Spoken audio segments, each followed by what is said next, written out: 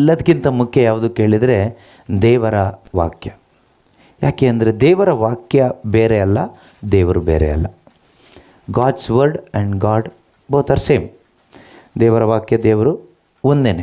ನಮಗೆ ಗೊತ್ತು, ಆದಿಯಲ್ಲಿ ವಾಕ್ಯವಿತ್ತು, ವಾಕ್ಯ ದೇವರಾಗಿದ್ದರು, ಆ ವಾಕ್ಯ ಮನುಷ್ಯನಾಗಿ ಈ ಭೂಮಿಗೆ ಬಂದರು. ಅವ್ರ ಹೆಸರೇನು? ಯೇಸು ಕ್ರಿಸ್ತರು.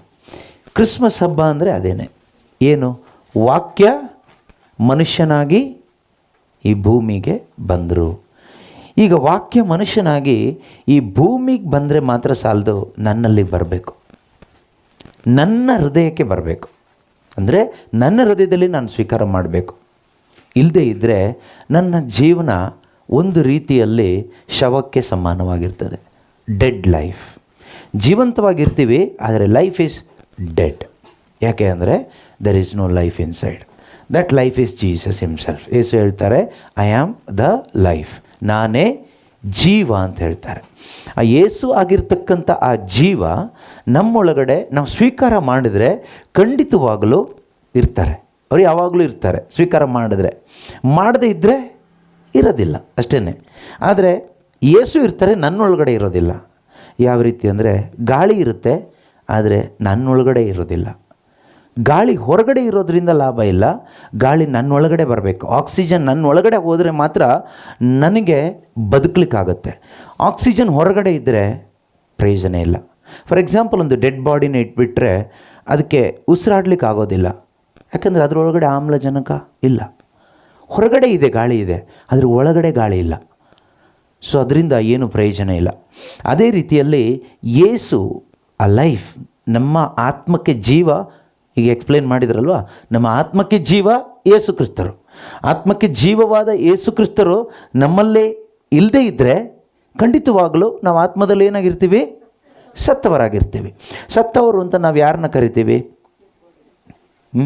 ಸತ್ತವರಿಗೇನಾಗೋದಿಲ್ಲ. ಸತ್ತ ಹೋಗಿರ್ತಕ್ಕಂಥ ಮನುಷ್ಯನಿಗೆ ಮನುಷ್ಯನ ಜೊತೆ ಸಂಪರ್ಕದಲ್ಲಿ ಇರಲಿಕ್ಕಾಗೋದಿಲ್ಲ. ಅದೇ ರೀತಿ ಆತ್ಮದಲ್ಲಿ ಸತ್ತಿರುವವರಿಗೆ ದೇವರ ಜೊತೆಯಲ್ಲೂ ಕೂಡ ಸಂಪರ್ಕದಲ್ಲಿ ಇರಲಿಕ್ಕೆ ಆಗೋದಿಲ್ಲ. ಸೊ ಬಾಹ್ಯವಾಗಿ ಅನೇಕ ಕಾರ್ಯಗಳನ್ನ ನಾವು ಮಾಡ್ತೀವಿ. ಕ್ರಿಸ್ಮಸ್ ಹಬ್ಬ ಎಲ್ಲ ಮಾಡ್ತೀವಿ, ಗ್ರ್ಯಾಂಡಾಗಿ ಸೆಲೆಬ್ರೇಷನ್ ಎಲ್ಲ ಮಾಡ್ತೀವಿ. ಆದರೆ ಕ್ರಿಸ್ತನೊಂದಿಗೆ ಒಂದು ಸಂಪರ್ಕ ಇಟ್ಕೊಂಡು ಬದುಕಲಿಕ್ಕೆ ಆಗೋದಿಲ್ಲ. ಏನು ಪ್ರಯೋಜನ ಆಯ್ತು ಅವಾಗ, ಅಲ್ವಾ? ಸೊ ಅದರಲ್ಲಿ ಏನು ಒಂದು ಸಂತೋಷ ಅನ್ನೋದು ಇರೋದಿಲ್ಲ. ನಿಜವಾದ ಸಂತೋಷ ನಮಗೆ ಸಿಗೋದು ಯಾವಾಗ ಕೇಳಿದರೆ, ಈ ಕ್ರಿಸ್ಮಸ್ ಹಬ್ಬ ಮಾಡಿದಾಗಲ್ಲ, ಕ್ರಿಸ್ತನು ನಮ್ಮ ಒಳಗಡೆ ಬಂದಾಗ. ಕ್ರಿಸ್ತನು ನಮ್ಮ ಒಳಗಡೆ ಇದ್ದರೆ ನಮಗೆ ಕ್ರಿಸ್ಮಸ್ ಹಬ್ಬ ಬೇಕಾಗೇ ಇಲ್ಲ. ಯಾಕೆ ಅಂದರೆ ಆ ಕ್ರಿಸ್ತ ಯಾರಾಗಿದ್ದಾನೆ? ಯಾರು ಕ್ರಿಸ್ತ? ದೇವರಲ್ವಾ? ಯೇಸು ದೇವರಲ್ವಾ? ದೇವರಲ್ಲಿ ಆನಂದ ಇಲ್ವಾ? ಆನಂದಮಯನಾಗಿದ್ದಾನೆ. ಈ ಆನಂದಮಯನಾದ ದೇವರು ನಮ್ಮ ಒಳಗಡೆ ಇರುವಾಗ ನಮ್ಮ ಜೀವನ ಪೂರ್ತಿ ಪರಮಾನಂದ ಇರುತ್ತೆ. ಅದಕ್ಕೆ ಹಬ್ಬ ಮಾಡಿ ಎಕ್ಸ್ಟ್ರಾ ಆನಂದ ತಗೋಬೇಕಾ ನಾವು? ಏನೂ ಬೇಕಾಗಿಲ್ಲ. ಯಾಕೆ ನಾವು ಈ ಹಬ್ಬ ಎಲ್ಲ ಮಾಡ್ತೀವಿ ಅಂದರೆ, ನಿಜವಾಗಲೂ ನಾವು ಪ್ರಾಮಾಣಿಕವಾಗಿ ಹೇಳೋದಾದರೆ, ನಾವು ಈ ಹಬ್ಬ ಎಲ್ಲ ಮಾಡೋದು ನಮ್ಮ ಖುಷಿಗೋಸ್ಕರ, ನಮ್ಮ ಸಂತೋಷಕ್ಕೋಸ್ಕರ. ನಾವು ಹಬ್ಬ ಮಾಡಿದರೆ ದೇವ್ರಿಗೆ ಸಂತೋಷ ಆಗುತ್ತಾ? ನಮಗೆ ಸಂತೋಷ ಆಗುತ್ತಾ? ಅಲ್ವಾ? ದೇವರು ಆಲ್ರೆಡಿ ಸಂತೋಷವಾಗಿಯೇ ಇದ್ದಾರೆ. ದೇವರು ಹೇಳಿದ್ದಾರೆ, ಯೇಸು ಸ್ವಾಮಿ ಹೇಳಿದ್ದಾರೆ, ಅವ್ರಿಗೆ ಯಾವಾಗ ಸಂತೋಷ ಆಗುತ್ತೆ ಅಂತ. ಒಬ್ಬ ಪಾಪಿ ಪರಿವರ್ತನೆ ಹೊಂದಿದಾಗ ಸ್ವರ್ಗದಲ್ಲಿ ಸಂತೋಷ ಉಂಟಾಗುತ್ತೆ ಅಂತ ಹೇಳ್ತಾರೆ, ಅಲ್ವಾ? ಲೂಕನ ಬರೆದ ಶುಭ ಸಂದೇಶದಲ್ಲಿದೆ. ಲೂಕನ ಬರೆದ ಶುಭ ಸಂದೇಶ ಅಧ್ಯಾಯ, ಸಂತ ಲೂಕನ ಬರೆದ ಶುಭ ಸಂದೇಶ ಅಧ್ಯಾಯ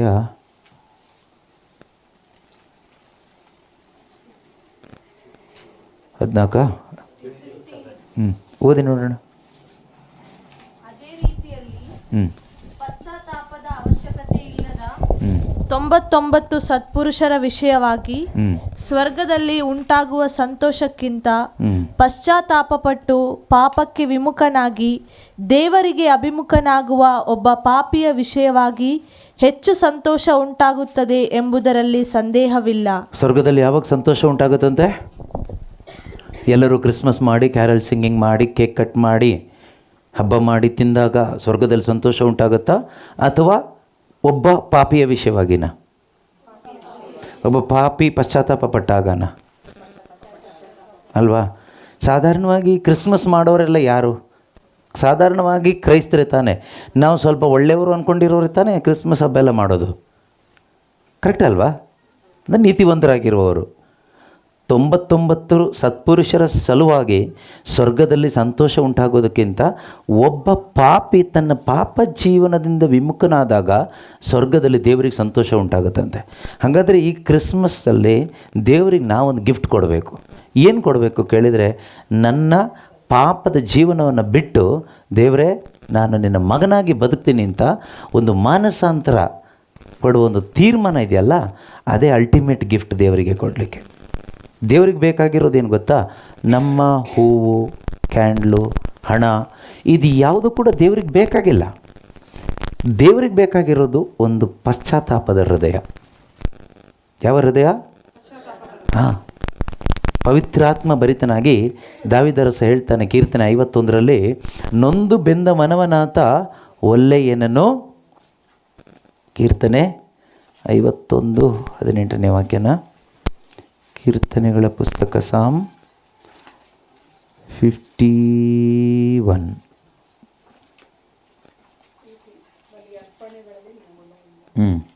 ಬಲಿ ಅರ್ಪಣೆಯಲ್ಲಿ ನಿನಗೊಲವಿಲ್ಲ, ದಹನ ಬಲಿ ಇದ್ದರೂ ನಿನಗೆ ಬೇಕಿಲ್ಲ. ಮುರಿದ ಮನವೇ ದೇವನೊಲಿದ ಯಜ್ಞವು, ಮುರಿದ ಮನವೇ ದೇವನೊಲಿವ ಯಜ್ಞವು, ನೊಂದು ಬೆಂದ ಮನವನಾತ ಒಳ್ಳೆಯನನು. ನೋಡಿ, ಕೀರ್ತನೆ 51 ವಾಕ್ಯ 17 ಅಲ್ವಾ? The sacrifice acceptable to God is a broken spirit, a broken and contrite heart. O God, you will not despise. ದೇವರು ಯಾವತ್ತೂ ಬೇಡ ಅಂತ ರಿಜೆಕ್ಟ್ ಮಾಡೋದಿಲ್ಲ. ದೇವರು ನಮ್ಮ ಕಾಣಿಕೆಗಳು, ನಾವು ಕೊಡುವಂಥ ಕಾಣಿಕೆಗಳನ್ನ ರಿಜೆಕ್ಟ್ ಮಾಡ್ಬೋದಾ? ಸಾಧ್ಯತೆ ಇದೆಯಾ? ಸಾಧ್ಯತೆ ಇದೆ. ಯಾಕಂದರೆ ಆದಿಕಾಂಡದಲ್ಲೇ ದೇವರು ತೋರಿಸ್ಕೊಟ್ಟಿದ್ದಾರೆ. ಕಾಯಿನನು ಕಾಣಿಕೆ ತಗೊಂಡು ಕೊಟ್ಟ ದೇವರಿಗೆ. ಆದರೆ ದೇವರು ಆತನ ಕಾಣಿಕೆನ ಏನು ಮಾಡಿದ್ರು? ರಿಜೆಕ್ಟ್ ಮಾಡಿದರು, ಸ್ವೀಕಾರ ಮಾಡಲಿಲ್ಲ. ದೇವರಿಗೆ ಇಷ್ಟ ಆಗಿರಲಿಲ್ಲ. ಕಾರಣ ಏನು ಅಂದರೆ, ಅವನ ಹೃದಯದಲ್ಲಿ ಮಾನಸಾಂತರನೂ ಇಲ್ಲ, ವಿಶ್ವಾಸನೂ ಇಲ್ಲ. ಮಾನಸಾಂತರನೂ ಇಲ್ಲ, ವಿಶ್ವಾಸನೂ ಇಲ್ಲ. ದೊಡ್ಡಕ್ಕೆ ಸ್ಟೈಲಾಗಿ ಒಂದಿಷ್ಟು ಕಾಣಿಕೆ ತಗೊಂಡು ಕೊಟ್ಟ. ಚರ್ಚಲ್ಲಿ ನಾವು ಕೊಡ್ತೀವಲ್ವ, ಆ ರೀತಿಯಲ್ಲಿ ಅವನು ಕೊಟ್ಟ. ಆದರೆ ದೇವರು ಏನು ಮಾಡಿದರು? ಅವನನ್ನು, ಅವನ ಕಾಣಿಕೆಯನ್ನು ಸ್ವೀಕಾರ ಮಾಡಲಿಲ್ಲ. ಆದರೆ ದೇವರು ನಿಜವಾಗಲೂ ಸ್ವೀಕಾರ ಮಾಡೋ ಕಾಣಿಕೆ ಯಾವುದು ಕೇಳಿದರೆ, ಕೀರ್ತನಕಾರ ಹೇಳ್ತಾನೆ, ಮುರಿದ ಮನವೇ ದೇವನು ಒಲಿಯುವ ಯಜ್ಞ. The sacrifice acceptable to God is a broken spirit, a broken and contrite heart. ಮುರಿದ ಮನ. ಯಾವ ರೀತಿ ಮುರಿದ ಮನ? ಪಾಪದ ನಿಮಿತ್ತವಾಗಿ ಮುರಿದ ಮನ. ಅಯ್ಯೋ, ನನ್ನ ದೇವರಿಗೆ ವಿರುದ್ಧವಾಗಿ ಬದುಕ್ತಾ ಇದ್ದೀನಲ್ಲ, ನನ್ನ ದೇಹ ದೇವರ ಆಲಯ, ಆದರೆ ಇವತ್ತು ನಾನು ಈ ದೇಹವನ್ನು ಅನೇಕ ರೀತಿಯಲ್ಲಿ ಪಾಪ ಕೃತ್ಯಗಳಿಗೆ ಎಡೆ ಮಾಡಿಕೊಟ್ಟಿದ್ನಲ್ಲ, ಅನೇಕ ರೀತಿಯಲ್ಲಿ ನಾನು ವಿಶ್ವಾಸಕ್ಕೆ ವಿರುದ್ಧವಾಗಿ ಜೀವಿಸಿದ್ನಲ್ವಾ. ನಾವು ವಿಶ್ವಾಸಿಗಳು, ಕರೆಕ್ಟಾ? ನಾವು ವಿಶ್ವಾಸಿಗಳು, ಕ್ರೈಸ್ತರು ಅಥವಾ ವಿಶ್ವಾಸಿಗಳು ಅಥವಾ ಕ್ರೈಸ್ತ ವಿಶ್ವಾಸಿಗಳು ಅಂತ ನಮ್ಮನ್ನು ಜನ ಗುರುತಿಸ್ತಾರೆ. ಕರೆಕ್ಟ್ ಅಲ್ವಾ? ವಿಶ್ವಾಸದ ಜೀವನ ಜೀವಿಸ್ತಾ ಇದ್ದೀವಾ? ಜೀವಿಸ್ತಾ ಇದ್ದೀರಾ? ಜೀವಿಸ್ತಾ ಇರೋದಾದ್ರೆ ನೀವೇ ಹೇಳಿ, ಏನು ವಿಶ್ವಾಸದ ಜೀವನ ಅಂತ. ಪರವಾಗಿಲ್ಲ, ಮಾತಾಡೋಣ, ಏನು ತೊಂದರೆ ಇಲ್ಲ. ಏನು ಧ್ಯಾನ ಕೇಂದ್ರ ಏನಲ್ಲ, ಏನು ಸ್ಟೇಜಲ್ಲಿ ನಿಂತ್ಕೊಂಡು ದೂರದಲ್ಲೇ ನಿಂತ್ಕೊಂಡಿಲ್ಲ, ಇಲ್ಲಿ ಹತ್ತಿರದಲ್ಲೇ ಇದ್ದೀವಲ್ವ, ಮಾತಾಡೋಣ. ವಿಶ್ವಾಸದ ಜೀವನ ಅಂದರೆ ಏನು ಹೇಳಿ, ಪರವಾಗಿಲ್ಲ. ನೀವೆಲ್ಲರೂ ವಿಶ್ವಾಸಿಗಳೇನಾ? ನಿಮಗೆ ಗ್ಯಾರಂಟಿ ಇದೆಯಾ? ಹೌದಾ? ಹೌದು. ಯಾವ ಆಧಾರದಲ್ಲಿ ನೀವು ವಿಶ್ವಾಸಿಗಳು?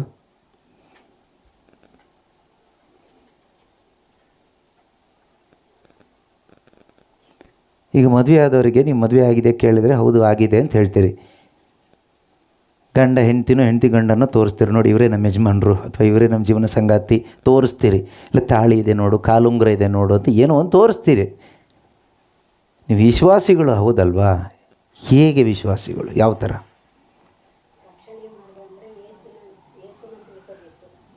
ಅದು ಓಕೆ.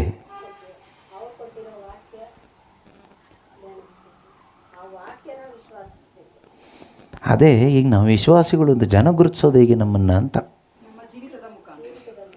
ಜೀವಿತದ ಮುಖಾಂತರ. ಆ ಜೀವನ ಹೇಗಿರಬೇಕು? ಅದು ಹೇಗಿರಬೇಕು? ಅಲ್ಲ, ಅದು ಗೊತ್ತಿದ್ರೆ ತಾನೇ ಬದುಕಲಿಕ್ಕಾಗುತ್ತೆ. ಅದೇ ನಾನು ಕೇಳ್ತಿರೋದು, ವಿಶ್ವಾಸ ಹೆಂಗೆ ತೋರಿಸ್ತೀರ ಈಗ? ಪಾಪ ಬೈಬಲ್ ಓದ್ಲಿಕ್ಕೆ ಬರ್ದಿದ್ದವ್ರ ಕತೆ ವಾರ್ತೆನೇ ಓದ್ಲಿಕ್ಕೆ ಬರೋದಿಲ್ಲ ಅವರು.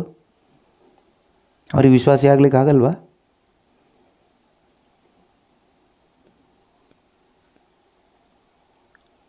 ಗೊತ್ತಿಲ್ಲ, ನೀವು ವಿಶ್ವಾಸಿಗಳಾಗಿಲ್ಲ ಹಂಗಾದ್ರೆ.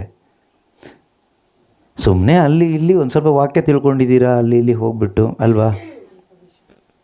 ಈಗ ಅಲ್ಪ ಅಂತಲೂ ಹೇಳೋಕ್ಕಾಗಲ್ಲ, ಒಂಥರ ಡಮ್ಮಿ ಪೀಸ್ಗಳು ಅಂತ ಹೇಳ್ಬೋದು ಅಷ್ಟೇ. ವಿಶ್ವಾಸಿಗಳ ಥರ ಸುಣ್ಣ ಬಳಿದ ಸಮಾಧಿ ಥರ. ಹೊರಗಡೆ ನೋಡೋಕೆ ಒಳ್ಳೆ ಬಿಲ್ಡಿಂಗ್ ಥರ ಇರುತ್ತೆ, ಒಳಗಡೆ ಎಲ್ಲ ಬೋನ್ಸ್, ಡ್ರೈ ಬೋನ್ಸ್ ಎಲ್ಲ ಒಣಗಿರುತ್ತೆ, ಕೊಳ್ತೋಗಿರುತ್ತೆ, ಏನೂ ಇರಲ್ಲ. No life, lifeless inside. Outside full of life. ಹೋಗಲಿ, ವಿಶ್ವಾಸ ಅಂದರೆ ಏನು? ನಾವು ಪ್ರಾರ್ಥನೆ ಮಾಡುವಾಗ ದೇವರಿಗೆ ಒಂದು ಕಾರ್ಯ ಹೇಳ್ಬಿಡ್ತೀವಿ. ಅದು ನಮಗೆ ಸಾಧ್ಯವಾಗಿ ದೇವರು ಕೊಟ್ಟಾಲಿ ನಮ್ಗೆ ಅದು ವಿಶ್ವಾಸ. ಸಪೋಸ್ ದೇವ್ರು ಕೊಟ್ಟಿಲ್ಲ, ಆವಾಗ ಕೊಡ್ತಾರೆ ಅಂದ್ರೆ ನಮ್ಗೆ ವಿಶ್ವಾಸ ಇದೆ. ಅಯ್ಯೋ, ಎಲ್ಲ ಕೊಟ್ಬಿಟ್ಟಿದ್ರೆ ಪ್ರಪಂಚ ಹೆಂಗಿರ್ತಾ ಇತ್ತು? ಇಲ್ಲ, ಎಲ್ಲ ಕೊಡಕ ಇಲ್ಲ. ನಾವೆಂದೋ ಮನಸ್ಸಲ್ಲೊಂದು ತಿಳ್ಕೊಂಡು ದೇವ್ರ ಹತ್ರ ಕೇಳ್ಬಿಡ್ತೀವಿ. ಅವಾಗ ಅದು ನಮ್ಗೆ ದೇವರು ಕೊಡ್ತಾರೆ ಅಂದ್ರೆ ವಿಶ್ವಾಸ ನಮ್ದಲ್ಲಿ ಇದೆಯೇ. ಓಕೆ, ಕೊಟ್ಟಿಲ್ಲ ಅಂದರೆ ಹೋಯ್ತಾ ವಿಶ್ವಾಸ? ನಮ್ಗೆ ಕೊಟ್ಟಿದ್ದು ಇದಿದೆ. ನಿಮಗೆ ಕೊಟ್ಟಿದ್ದಾರೆ? ನಮ್ಗೆ ಕೊಟ್ಟಿದ್ದಾರೆ, ನಿಮಗೆಲ್ಲ ಕೊಟ್ಟಿದ್ದಾರೆ? ಎಲ್ಲ ಇಲ್ಲ ಬ್ರದರ್. ಹಾಂ, ನಾವೇನೋ ಕೇಳ್ತೀವಿ, ನಾವು ಕೇಳಿದ್ದೇನೋ ಒಂದು ಕೊಟ್ಟರು. ಅದೇ ವಿಶ್ವಾಸ. ಈಗ ನಾವು ಕೇಳಿದ್ದು ಕೊಟ್ಟಿಲ್ಲ ಅಂದರೆ ನಮಗೆ ವಿಶ್ವಾಸ ಇಲ್ಲ ಅಂತ ಆಯ್ತು ಅವಾಗ? ಹಂಗೂ ಇಲ್ಲ, ಹಾಂ, ಹಂಗೆ ಇಲ್ಲ, ಹಂಗೂ ಇಲ್ಲ, ಹಿಂಗೂ ಇಲ್ಲ. ದೇವರೇ ನಂಬಿಕೆ. ಅದೇ ಆದರೂ ನಂಬಿಕೆ ನಮಗೆ. ಆಗಲಿ, ಸುಮ್ಮನೆ ಏನೋ ಒಂದು ಹೇಳ್ಕೊಂಡು ಹೋಗೋದು ಬೇಡ. ನಾವು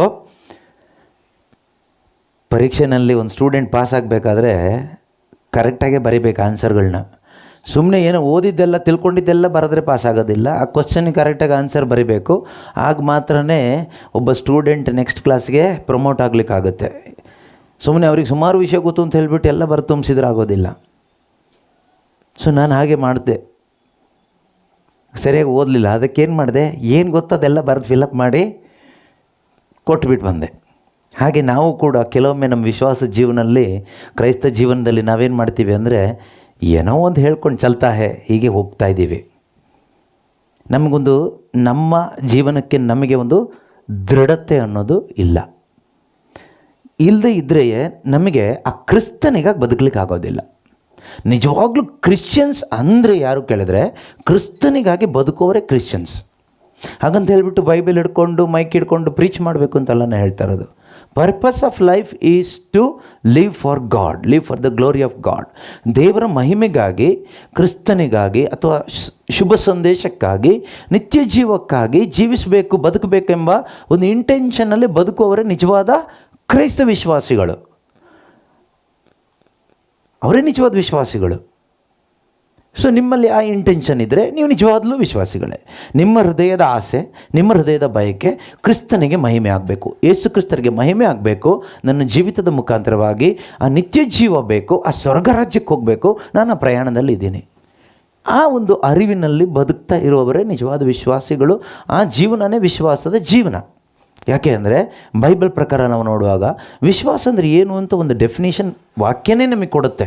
ಹಿಬ್ರಿಯರಿಗೆ ಬರೆದ ಪತ್ರಿಕೆ 11ನೇ ಅಧ್ಯಾಯದಲ್ಲಿ 1ನೇ ವಾಕ್ಯ, ಹೀಬ್ರೂಸ್ ಚಾಪ್ಟರ್ 11 ವರ್ಸ್ 1. ವಿಶ್ವಾಸ ಎಂಬುದು ನಾವು ನಿರೀಕ್ಷಿಸುವಂತವುಗಳು ನಮಗೆ ದೊರಕುತ್ತವೆ ಎಂಬ ದೃಢ ನಂಬಿಕೆ, ನಮಗೆ ದೊರಕುತ್ತವೆ ಎಂಬ ದೃಢವಾದ ನಂಬಿಕೆ, ಹಾಗೂ ಕಣ್ಣಿಗೆ ಕಾಣದಂತವುಗಳು ನಿಶ್ಚಯವಾದವು ಎಂಬ ನಿಲುವು ಆಗಿದೆ. ಅದೇ ವಿಶ್ವಾಸ. ವಿಶ್ವಾಸ ಅಂದರೆ ಏನು? Faith is the assurance of things ಹೋಪ್ಡ್ for, the conviction of things not seen. That is faith. ವಿಶ್ವಾಸಕ್ಕೆ ಒಂದು ಡೆಫಿನಿಷನ್ ಬೈಬಲಲ್ಲೇ ಇದೆ ಅಲ್ವಾ? ನಾವೇನು ಎಕ್ಸ್ಟ್ರಾ ಡೆಫಿನಿಷನ್ ಕಂಡುಹಿಡಿಯೋ ಅವಶ್ಯಕತೆ ಇಲ್ಲ. ನಾವು ನಮ್ಮದೇ ಆದ ಡೆಫಿನೇಷನ್ ಕಂಡು ಹಿಡಿತೀವಿ, ಅದರಿಂದ ಏನು ಪ್ರಯೋಜನ ಇಲ್ಲ. ಸರಿಯಾದ ಡೆಫಿನೇಷನ್ ದೇವರ ವಾಕ್ಯ ಏನು ಹೇಳುತ್ತೆ ಅದೇ ಅಲ್ಟಿಮೇಟ್ ಆನ್ಸರ್. ವಿಶ್ವಾಸ ಎಂಬುದು ನಾವು ನಿರೀಕ್ಷಿಸುವಂಥವುಗಳು ನಮಗೆ ದೊರಕುತ್ತವೆ ಎಂಬ ದೃಢ ನಂಬಿಕೆ ಆಗಿದೆ. ಹಾಗಾದರೆ ಈ ವಾಕ್ಯದ ಪ್ರಕಾರ ನಾವು ಒಂದು ನಿರೀಕ್ಷೆ ಇಟ್ಕೊಂಡು ಬದುಕ್ತೀವಿ. ನಾಳೆ ನನಗೆ ಮದುವೆ ಆಗುತ್ತೆ, ನಾಳೆ ನನ್ನ ಕಾಯಿಲೆ ವಾಸಿ ಆಗುತ್ತೆ, ನಾಳೆ ನನಗೆ ಒಳ್ಳೆ ಜಾಬ್ ಸಿಗುತ್ತೆ, ನಾಳೆ ನನಗೆ ಮದುವೆಯಾಗಿ ಮಕ್ಕಳಾಗ್ತಾರೆ, ನಾಳೆ ನನ್ನ ಲೈಫ್ ಸೆಟ್ಲ್ ಆಗುತ್ತೆ. ಒಂದು ನಿರೀಕ್ಷೆ. ಇಲ್ಲಿ ವಾಕ್ಯ ಹೇಳುತ್ತೆ, ವಿಶ್ವಾಸ ಎಂಬುದು ನಾವು ನಿರೀಕ್ಷಿಸುವಂಥವುಗಳು ನಮಗೆ ದೊರಕುತ್ತವೆ ಎಂಬ ದೃಢ ನಂಬಿಕೆ ಅಂತೆ. ಹಾಗಾದರೆ ಈ ನಿರೀಕ್ಷೆ ಸರಿಯಾ? ಅಲ್ಲ, ಖಂಡಿತವಾಗಲೂ ಆ ರೀತಿಯ ಒಂದು ಲೌಕಿಕವಾದ ನಿರೀಕ್ಷೆ ಬಗ್ಗೆ ಅಲ್ಲ ಇಲ್ಲಿ ಹೇಳಿರೋದು. ಈ ನಿರೀಕ್ಷೆಗೆ ವಿಶ್ವಾಸ ಅನ್ನೋದು ಬೇಕಾಗಿಲ್ಲ. ಈ ನಿರೀಕ್ಷೆ ಮಾನಸಿಕವಾದದ್ದು, ಪ್ರಾಪಂಚಿಕವಾದದ್ದು. ಎಕ್ಸಾಮ್ ಬರೆದವನಿಗೆ ಒಂದು ನಿರೀಕ್ಷೆ ಇರೋದು, ಮದುವೆ ಆದವನಿಗೆ ಮಗು ಆಗುತ್ತೆ ಅಂತ ನಿರೀಕ್ಷೆ ಇರೋದು, ಒಂದು ರೋಗಿಗೆ ರೋಗ ವಾಸಿ ಆಗುತ್ತೆ ಅಂತ ಒಂದು ನಿರೀಕ್ಷೆ ಇರೋದು, ಇದೆಲ್ಲವೂ ಲೋಕಕ್ಕೆ ಸಂಬಂಧಪಟ್ಟಿದ್ದು. ಇದಕ್ಕೂ ದೇವರಿಗೂ ಸಂಬಂಧನೇ ಇಲ್ಲ. ಇದು ಈ ಲೋಕದ ಜೀವನಕ್ಕೆ ಮಾತ್ರ ಸಂಬಂಧಪಟ್ಟಂಥ ವಿಷಯಗಳು. ಅಂದರೆ ಇಲ್ಲಿ ವಿಶ್ವಾಸ ಅಂತಕ್ಕಂಥದ್ದು ನಿತ್ಯತೆಗೆ ಸಂಬಂಧಪಟ್ಟಿದ್ದು, ನನಗೂ ದೇವರಿಗೂ ಸಂಬಂಧಪಟ್ಟಿದ್ದು, ನಿತ್ಯ ಜೀವಕ್ಕೆ ಸಂಬಂಧಪಟ್ಟಿದ್ದು. ಇದು ನಮಗೆ ಅರ್ಥ ಆಗಬೇಕಾದ್ರೆ ಈ 1ನೇ ವಾಕ್ಯದ ಮುಂದೆ ಇರುವ ಎಲ್ಲ ವಾಕ್ಯಗಳನ್ನ ಓದ್ತಾ ಹೋಗಿ ಆಗ ನಮಗೆ ಗೊತ್ತಾಗುತ್ತೆ ಅವರು ನಿರೀಕ್ಷೆ ಉಳ್ಳವರಾಗಿ ಬದುಕಿದ್ರಂತೆ. ಅಬ್ರಹಾಮ, ಇಸಾಕ, ಯಾಕೋಬ, ಮೋಶೆ, ದಾವೀದ, ದಾನಿಯೇಲ, ಅನೇಕ ವಿಶ್ವಾಸಿಗಳ ದೊಡ್ಡ ಲಿಸ್ಟೇ ಈ ಅಧ್ಯಾಯದಲ್ಲಿ ಪವಿತ್ರಾತ್ಮರು ಬರೆಸಿಟ್ಟಿದ್ದಾರೆ. ಅವರೆಲ್ಲರೂ ಕೂಡ ನಿರೀಕ್ಷೆ ಉಳ್ಳವರಾಗಿ ಬದುಕಿದರು. ಹಾಗಾದರೆ ಅವರ ನಿರೀಕ್ಷೆ ಏನಾಗಿತ್ತು? What was their hope? What they were hoping for? ಅವರ ನಿರೀಕ್ಷೆ ಒಂದೇ ಒಂದು, ಸ್ವರ್ಗ ರಾಜ್ಯ, ನಿತ್ಯ ಜೀವ, ಅಮರ ಜೀವ, ಇಟರ್ನಲ್ ಲೈಫ್. ಇದಾಗಿತ್ತು ಅವರ ನಿರೀಕ್ಷೆ. ಈ ಒಂದು ನಿರೀಕ್ಷೆಯಲ್ಲಿ ಬದುಕುವ ಆ ಬದುಕೆ ವಿಶ್ವಾಸದ ಜೀವನ. ಆ ನಿರೀಕ್ಷೆಯಲ್ಲಿ ಬದುಕುತ್ತಿರುವವರೇ ವಿಶ್ವಾಸಿಗಳು. ಹಾಗಾದರೆ ಕ್ರೈಸ್ತ ವಿಶ್ವಾಸಿಗಳಾದ ನಮ್ಮ ನಿರೀಕ್ಷೆ ಏನು ಕೇಳಿದರೆ, what is our hope as Christians? ಕ್ರೈಸ್ತರಾದ ನಮ್ಮ ನಿರೀಕ್ಷೆ ಏನು? ನಮಗೊಂದು ನಿರೀಕ್ಷೆ ಇದೆ. ನಿರೀಕ್ಷೆ ಇಲ್ಲದಿದ್ದರೆ ನಾವು ಕ್ರೈಸ್ತರೇ ಅಲ್ಲ. ನಾವು ದೊಡ್ಡ ಬೋರ್ಡ್ ನೇತಾಕೊಂಡಿದ್ದೀವಿ, ಭರವಸೆ ಯಾತ್ರಿಕರು ಅಂತ. ಏನು ಭರವಸೆ ಅನ್ನೋದು ಇನ್ನೂ ಗೊತ್ತಿಲ್ಲ, ಕ್ಲಾರಿಟಿ ಸಿಗಬೇಕು ನಮಗೆ ಅಲ್ವಾ? ನಮಗೊಂದು ಹೋಪ್ ಇದೆ. ಏನು ಹೋಪ್ ಕೇಳಿದರೆ, ಜೀಸಸ್ ವಿಲ್ ಕಮ್ ಸೂನ್. ಯೇಸು ಬೇಗ ಬರ್ತಾರೆ. That is our hope. ಒಂದು. ಎರಡನೇದಾಗಿ, ಯೇಸು ಬಂದಾಗ ನನ್ನನ್ನು ಕರ್ಕೊಂಡು ಹೋಗ್ತಾರೆ. ಯಾರನ್ನ ಕರ್ಕೊಂಡು ಹೋಗ್ತಾರೆ? ಎಲ್ಲರನ್ನೂ ಕರ್ಕೊಂಡು ಹೋಗಲ್ಲ. ಯಾರನ್ನ ಕರ್ಕೊಂಡು ಹೋಗ್ತಾರೆ ಅಂದರೆ, ಹಿಬ್ರಿಯರಿಗೆ ಬರೆದ ಪತ್ರಿಕೆ ಇದೆ. ಹಿಬ್ರಿಯರಿಗೆ ಬರೆದ ಪತ್ರಿಕೆ 9ನೇ ಅಧ್ಯಾಯದಲ್ಲಿ 29ನೇ ವಾಕ್ಯದಲ್ಲಿ ನಾವು ಓದ್ತೀವಿ. Hebrews 9:29. ಹಿಬ್ರಿಯರಿಗೆ ಬರೆದ ಪತ್ರಿಕೆ 28 ಲಾಸ್ಟ್ ವರ್ಸ್. ಹಿಬ್ರಿಯರಿಗೆ ಬರೆದ ಪತ್ರಿಕೆ 9:28. ಹಾಗೆಯೇ ಎಲ್ಲ ಮಾನವರ ಪಾಪಗಳನ್ನು ಹೊತ್ತು ಹೋಗಲಾಡಿಸಲು ಕ್ರಿಸ್ತ ಯೇಸು ಒಮ್ಮೆಗೆ ಎಲ್ಲ ಕಾಲಕ್ಕೂ ತಮ್ಮನ್ನೇ ಬಲಿಯಾಗಿ ಅರ್ಪಿಸಿಕೊಂಡರು. ಅವರು ಮತ್ತೆ ಪ್ರತ್ಯಕ್ಷವರಾಗುವರು. ಪಾಪ ನಿವಾರಣೆ ಮಾಡಲೆಂದು ಅಲ್ಲ, ತಮ್ಮನ್ನು ನಂಬಿ ನಿರೀಕ್ಷಿಸಿಕೊಂಡಿರುವವರನ್ನು ಜೀವೋದ್ಧಾರ ಮಾಡಲೆಂದು. But to save those who are eagerly waiting for him. He will appear a second time, not to deal with sin, but to save those who are eagerly waiting for him. ಯೇಸು ಬರ್ತಾರೆ, ಪಾಪ ಪರಿಹಾರಕ್ಕಾಗಿ ಬರಲ್ಲ. ಬಂದಾಯಿತು. ನಾವು ಎಷ್ಟೇ Easter ಹಬ್ಬ ಮಾಡಿದರೂ, ವರ್ಷ ತಪಸ್ಕಾಲ ಮಾಡಿದರೂ, ಯೇಸು ಪಾಪ ಪರಿಹಾರಕ್ಕಾಗಿ ಮತ್ತೆ ಬರಲ್ಲ. ನೀವು ಕ್ರಿಸ್ಮಸ್ ಆದರೂ ಮಾಡಿ, ಈಸ್ಟರ್ ಆದರೂ ಮಾಡಿ, ಅದು ನಿಮಗೆ ಬಿಟ್ಟಿದ್ದು, ನಿಮ್ಮ ಸ್ವಾತಂತ್ರ್ಯ, ನಿಮ್ಮ ಖುಷಿ ನೀವು ಮಾಡ್ಕೊಳ್ಳಿ. ಆದರೆ ದೇವರಿಗೆ ಖುಷಿ ಆಗೋದು ನಾವು ಪಶ್ಚಾತ್ತಾಪ ಪಟ್ಟಾಗ ಮಾತ್ರನೇ. ನಾವು ಪಾಪಕ್ಕೆ ವಿಮುಖರಾಗಿ ಜೀವಿಸಿದಾಗ ಮಾತ್ರ ದೇವರಿಗೆ ನಾವೇನು ಕೊಡಲಿಕ್ಕಾಗುತ್ತೆ? ಖುಷಿ ಕೊಡಲಿಕ್ಕಾಗುತ್ತೆ. ದೇವರಿಗೆ ನಾವು ಸಂತೋಷವನ್ನು ಕೊಡಲಿಕ್ಕಾಗುತ್ತೆ ನಮ್ಮ ಜೀವನದಿಂದ. ಅದಲ್ಲದೆ ನಾವು ಕಲರ್ ಕ್ಯಾನ್ ಅಂಟಿಸೋದ್ರಿಂದನೋ, ಒಂದಿಷ್ಟು ಬೇರೆ ಕಾರ್ಯಗಳನ್ನ ಮಾಡೋದ್ರಿಂದನೋ ದೇವರಿಗೆ ಸಂತೋಷ ಕೊಡಲಿಕ್ಕಾಗೋದಿಲ್ಲ. ನಮಗೆ ಸಂತೋಷ ಆಗುತ್ತೆ, ನಮ್ಮ ಜೊತೆಯಲ್ಲಿದ್ದವ್ರನ್ನ ನಾವು ಸಂತೋಷ ಪಡಿಸ್ಬೋದು. ಆದರೆ ದೇವರನ್ನ ಸಂತೋಷಪಡಿಸುವವರ ಹೃದಯದಲ್ಲಿ ಶಾಂತಿ ಸಮಾಧಾನ ಇರುತ್ತೆ. ಯಾರು ತಮ್ಮ ಜೀವನದಲ್ಲಿ ದೇವರನ್ನ ಸಂತೋಷಪಡಿಸ್ತಾ ಬದುಕ್ತಾರೋ ಅವರ ಜೀವನದಲ್ಲಿ, ಅವರ ಕುಟುಂಬದಲ್ಲಿ ಕ್ರಿಸ್ತ ಯೇಸುವಿನ ಶಾಂತಿ ಮತ್ತು ಸಮಾಧಾನ ಇರುತ್ತೆ.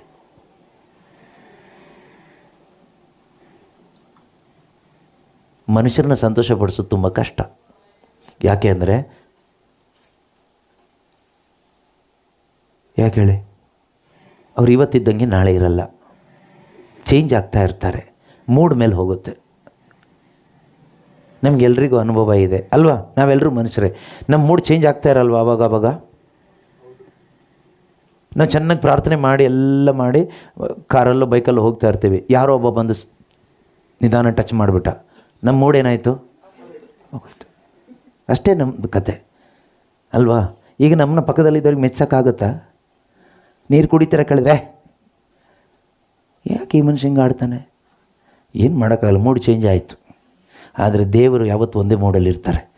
ದೇವರು ಅದಲು ಬದಲಾಗದ ಸರ್ವೇಶ್ವರ. Jesus Christ is the same yesterday today and forever. ಆದ್ದರಿಂದ ಅವ್ರನ್ನ ನಾವು ಕಣ್ಣು ಮುಚ್ಕೊಂಡು ನಂಬೋದು. ಅವ್ರನ್ನ ಮೆಚ್ಚೋದು ತುಂಬ ಸುಲಭ, ಅವ್ರನ್ನ ಮೆಚ್ಚೋದು ತುಂಬ ಸುಲಭ. ಮನುಷ್ಯನ ಮೆಚ್ಚೋದು ತುಂಬ ಕಷ್ಟ. Never try to please people and get disappointed. ಯಾವತ್ತು ಮನುಷ್ಯನ ಮೆಚ್ಚಿಸ್ತಾ ಡಿಸಪಾಯಿಂಟ್ ಆಗಬೇಡಿ. ಯಾರೆಲ್ಲ ಮನುಷ್ಯರನ್ನ ಮೆಚ್ಚಿಸ್ಬೇಕು ಅಂತ ಬದುಕ್ತಿರೋ ನಿಮ್ಮ ಜೀವನದಲ್ಲಿ ಡಿಪ್ರೆಷನ್ಗೆ ಹೋಗ್ತೀರಾ, ಡಿಸಪಾಯಿಂಟ್ಮೆಂಟಿಗೆ ಒಳಗಾಗ್ತೀರಾ, ಇಲ್ಲದೇ ಇರೋ ಕಾಯಿಲೆಗಳು ಬರ್ಸ್ಕೊಳ್ತೀರಾ, ಜೀವನದಲ್ಲಿ ಒದ್ದಾಡಬೇಕಾಗತ್ತೆ, ಲಾಸ್ಟಿಗೆ ಆತ್ಮಹತ್ಯೆ ಮಾಡಬೇಕಾಗತ್ತೆ, ಲಾಸ್ಟಿಗೆ ಇನ್ನೇನೇನೋ ಆಲೋಚನೆ ಬರುತ್ತೆ, ಡ್ರಗ್ಸ್ಗೆ ಅಡಿಕ್ಟ್ ಆಗಬೇಕಾಗತ್ತೆ, ಮದ್ಯಪಾನ ಅದು ಇದು ಅಂತ ಒದ್ದಾಡಬೇಕಾಗತ್ತೆ. ಯಾಕೆಂದರೆ we are trying to please people but they are not satisfied.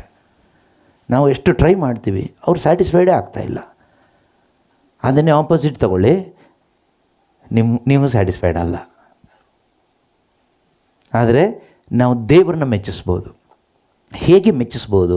ದೇವರನ್ನ ಮೆಚ್ಚಿಸಲಿಕ್ಕೆ ಆಗುವಂಥ ಏಕೈಕ ದಾರಿ ಒಂದು ಮಾನಸಾಂತರದ ಜೀವನ, ದಟ್ ರಿಪೆಂಟೆಂಟ್ ಹಾರ್ಟ್. ಅದರ ಮುಖಾಂತರ ದೇವರಿಗೆ ಸಂತೋಷ ಆಗುತ್ತೆ, ದೇವರಿಗೆ ಮೆಚ್ಚುಗೆ ಆಗುತ್ತೆ. ನಮ್ಮ ಹೃದಯ ಅಥವಾ ನಮ್ಮ ಜೀವನ ದೇವರಿಗೆ ಮೆಚ್ಚುಗೆ ಆದರೆ ಅದಕ್ಕೆ ರಿಸಲ್ಟ್ ಏನು ಕೇಳಿದರೆ ನಮ್ಮ ಹೃದಯದಲ್ಲಿ ಸಮಾಧಾನ ಇರುತ್ತೆ. ನಾವು ಯಾಕೆ ಎಷ್ಟೋ ಪ್ರಾರ್ಥನೆ ಮಾಡಿದರೂ ಬೈಬಲ್ ಓದಿದರೂ ಸಮಾಧಾನ ಇಲ್ಲ ಅಂದರೆ ನಾವು ಮಾನಸಾಂತರ ಪಡ್ತಾ ಇಲ್ಲ, ಪಾಪಕ್ಕೆ ವಿಮುಖರಾಗ್ತಾ ಇಲ್ಲ, ದೇವ್ರನ್ನ ಮೆಚ್ಚೋ ಒಂದು ತೀರ್ಮಾನ ನಮ್ಮೊಳಗಡೆ ಇಲ್ಲ. ಆದರೆ ಹೀಬ್ರಿಯ 9 ನಾವು ಓದಿದ್ವಿ, ಈಗ ನಾವು ನಿರೀಕ್ಷೆ ಉಳ್ಳವರಾಗಿ ಬದುಕ್ತೀವಿ. ನಿಜವಾದ ವಿಶ್ವಾಸಿಗಳು ನಿರೀಕ್ಷೆ ಉಳ್ಳವರಾಗಿರ್ತಾರೆ. ವಿಶ್ವಾಸ ಅಂದರೆ ನಾವು ನಿರೀಕ್ಷಿಸುವಂಥವುಗಳು ನಮಗೆ ಸಿಗುತ್ತೆ ಎಂಬ ದೃಢವಾದ ನಿಲುವಾಗಿದೆ, ದೃಢವಾದ ಒಂದು ನಂಬಿಕೆಯಾಗಿದೆ. ಅರ್ಥ ಆಗ್ತಿದೆಯಾ? ನಾವು ನಿರೀಕ್ಷಿಸುವಂಥವುಗಳು ಏನು? ನಾವು ನಿರೀಕ್ಷಿಸುವಂಥವುಗಳು ಏನನ್ನು ನಿರೀಕ್ಷಿಸ್ತಾ ಇದ್ದೀವಿ? ಇದು ಯಾವುದು? ಯೇಸು ಬರ್ತಾರೆ. He comes but not to deal with sin but to save those who are eagerly waiting for him. ಆತನಿಗೋಸ್ಕರ ತವಕ ಪಡುತ್ತಾ ಎದುರು ನೋಡ್ತಾ ಇರುವವರನ್ನ ಕರ್ಕೊಂಡು ಹೋಗಲಿಕ್ಕೆ ಯೇಸು ಬರ್ತಾರೆ. ನೀವು ನಂಬಿದ್ರು ನಂಬದೇ ಇದ್ದರು, ನೀವು ಕಾಯ್ತಾ ಇದ್ದರು ಕಾಯ್ದೇ ಇದ್ದರು, ಯೇಸು ಬರ್ತಾರೆ. ನೀವು ಒಳ್ಳೆಯವರಾಗಿ ಬದುಕಿದ್ರು ಕೆಟ್ಟವರಾಗಿ ಬದುಕಿದ್ರು ಯೇಸು ಅಂತೂ ಬಂದೇ ಬರ್ತಾರೆ. ಅವ್ರ ಟೈಮಿಗೆ ಅವ್ರು ಬಂದೇ ಬರ್ತಾರೆ. ನೀವು ಬದುಕಿದ್ರು, ನೀವು ಆ ಟೈಮಿಗೆ ಸತ್ತೋಗಿದ್ರು, ಅವ್ರು ಬಂದೇ ಬರ್ತಾರೆ. ಅವ್ರ ಟೈಮಿಗೆ ಅವ್ರು ಬರ್ತಾರೆ, 100% ಅವ್ರು ಬರ್ತಾರೆ. ಯಾಕೆ ಅಂದರೆ ಅವ್ರು ಬರ್ತೀನಿ ಅಂತ ಹೇಳಿದ್ದಾರೆ. ಆದರೆ ಅವರಿಗಾಗಿ ಎದುರು ನೋಡ್ತಾ ಇರುವವ್ರನ್ನ ಅವ್ರು ಕರ್ಕೊಂಡು ಹೋಗ್ತಾರೆ. ಕೆಲವೊಮ್ಮೆ ಎದುರು ನೋಡ್ತಾ ಸತ್ತೇ ಹೋಗ್ಬಿಟ್ರಿ, ಪರವಾಗಿಲ್ಲ. ಅವ್ರು ಬಂದಾಗ ಲಾಜರ್ನೇ ಹೊರಗೆ ಬಾ ಅಂತ ಲಾಜರನ್ನ ಕರೆದಾಗೆ ಸತ್ತವ್ರನ್ನ ಕರೀತಾರೆ, ಬಾಪ ಅಂತ. ಸಾವೆಲ್ಲ ನಮಗೆ, ಅವ್ರಿಗೆ ಸಾವೇನಿಲ್ಲ, ಮಲಗಿರಿದ್ದಂಗೆ ಬಾಪ ಅಂತ ಕರೀತಾರೆ. ಅವನು ಎದ್ದು ಬರ್ತಾನೆ. ಮಲಗಿದವನ್ನ ನೀವು ಹೆಂಗೆ ಕರೆದೆಬ್ಬಿಸ್ತೀರೋ ಹಾಗೆ ಏಸು ಬರ್ತಾರೆ. ಬಂದಾಗ ವಿಶ್ವಾಸದಲ್ಲಿ ಮೃತರಾದವರನ್ನು, ಈ ಡಮ್ಮಿ ಪೀಸ್ಗಳನ್ನೆಲ್ಲ ಸುಮ್ಮನೆ ನಮಗೆ ವಿಶ್ವಾಸ ಇದೆ ಅಂತ ಸುಮ್ಮನೆ ಕ್ಯಾಂಡಲ್ ಹಚ್ಕೊಂಡು ಕೂತ್ಕೊಳ್ಳೋದಲ್ಲ. ಈ ನಿರೀಕ್ಷೆಯಲ್ಲಿ ಬದುಕಬೇಕು. ಈ ನಿರೀಕ್ಷೆಯಲ್ಲಿ, ಯಾವ ನಿರೀಕ್ಷೆಯಲ್ಲಿ? ಏಸು ಬರ್ತಾರೆ. ಯಾಕೆ ಬರ್ತಾರೆ? ನನ್ನನ್ನು ಕರ್ಕೊಂಡು ಹೋಗ್ಲಿಕ್ಕೆ ಬರ್ತಾರೆ. ಅದೇ ಪ್ರಕಟಣೆ ಪುಸ್ತಕದಲ್ಲಿ ಹೇಳ್ತಾರಲ್ಲ, ಮದುವಣಿಗಿತ್ತಿ. ಮದುಮಗ ಯಾರು? ಏಸು. ಮದುವಣಿಗ ಏಸು. ಮತ್ತು ಶುಭ ಸಂದೇಶದಲ್ಲಿ ಇದೆ ಅಲ್ವಾ, 25ನೇ ಅಧ್ಯಾಯದಲ್ಲೂ ಇದೆ, ಅನೇಕ ಕಡೆಗಳಲ್ಲಿದೆ. Church is the bride of Christ. ಸಭೆ, ಧರ್ಮಸಭೆ ಕ್ರಿಸ್ತ ಯೇಸುವಿನ ಮದುವಣಿಗಿತ್ತಿ. ಹಾಗಾದರೆ ಮದುವಣಿಗ ಯಾರು? ಯೇಸು ಕ್ರಿಸ್ತರು. ಮದುಮಗ ಬರುವಾಗ ಮದುವಣಿಗಿತ್ತಿ ಹೇಗಿರ್ತಾಳೆ? ರೆಡಿಯಾಗಿರ್ತಾಳೆ. ಕರೆಕ್ಟ್ ಅಲ್ವಾ? ಹಾಂ, ಅಥವಾ ನೈಟಿ ಹಾಕ್ಕೊಂಡಿರ್ತಾಳ?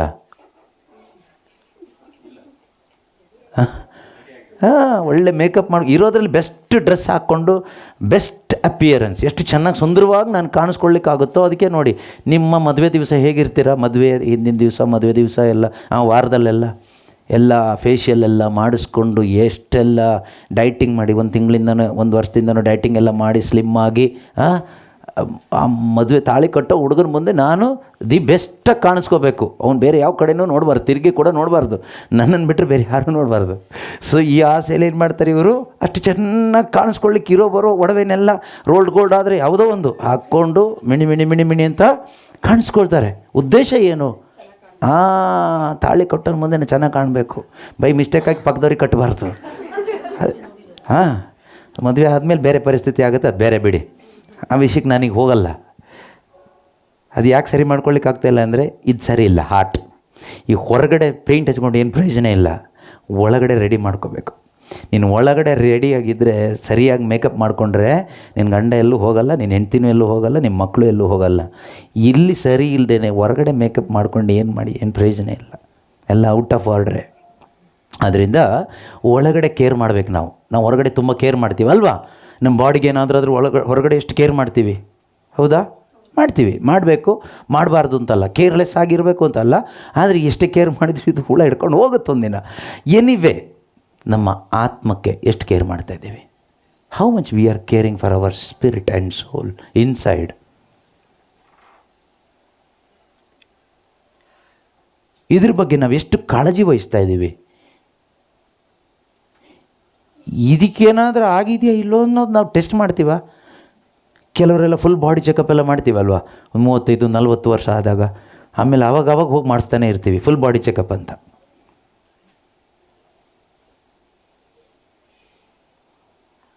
ಒಳಗಡೆ ಆತ್ಮ ಯಾವತ್ತಾದ್ರೂ ಚೆಕಪ್ ಮಾಡಿದ್ದೀವ?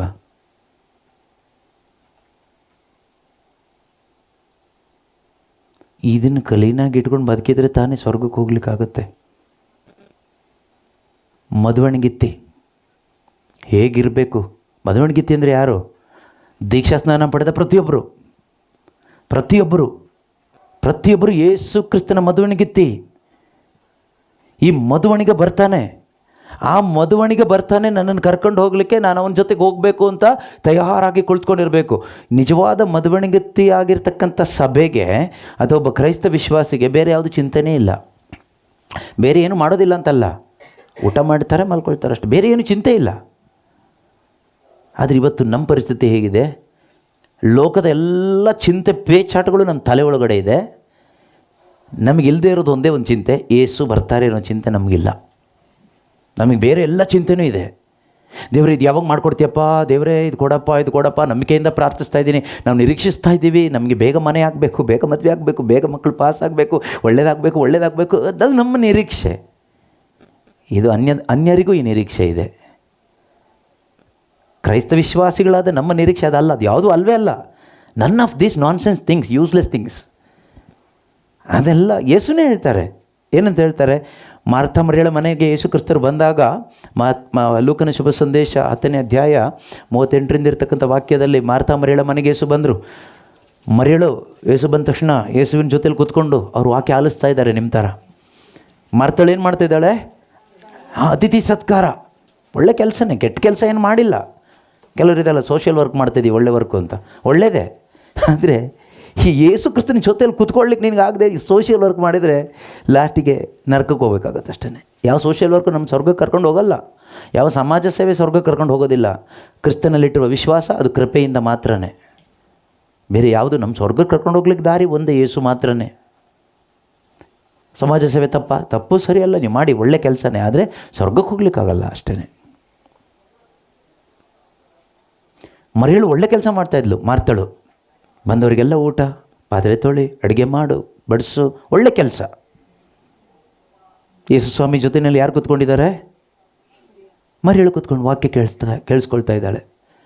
ನಿಮಗೂ ಕೆಲವು ಟೈಮ್ ಹಾಗೆ ಹೇಳ್ಬೋದು ಯಾರಾದರೂ, ನಿಮಗೆ ಮಾಡ್ಲಿಕ್ಕೆ ಬೇರೆ ಏನು ಕೆಲಸ ಇಲ್ವಾ? ಯಾವಾಗಲೂ ಪ್ರಾರ್ಥನೆ ಅಂದ್ಕೊಂಡಿರ್ತೀರಲ್ವ, ಯಾವಾಗಲೂ ಬೈಬಲ್ ಹಿಡ್ಕೊಂಡಿರ್ತೀರಲ್ವ, ವೆಬ್ಎಕ್ಸಲ್ಲಿ ಕೆಲವರು ಜಾಯ್ನ್ ಆಗಿದ್ದೀರಿ, ನಿಮಗೂ ಕೇಳ್ಬೋದು ಯಾರಾದರೂ, ಯಾವಾಗಲೂ ಇದೊಂದು ಮೊಬೈಲ್ ಫೋನ್ ಹಿಡ್ಕೊಂಡು ಏನೋ ಕೇಳಿಸ್ಕೊಳ್ತಾ ಇರ್ತೀರಿ, ಏನು ಸಿಗುತ್ತೆ ನಿಮಗೆ?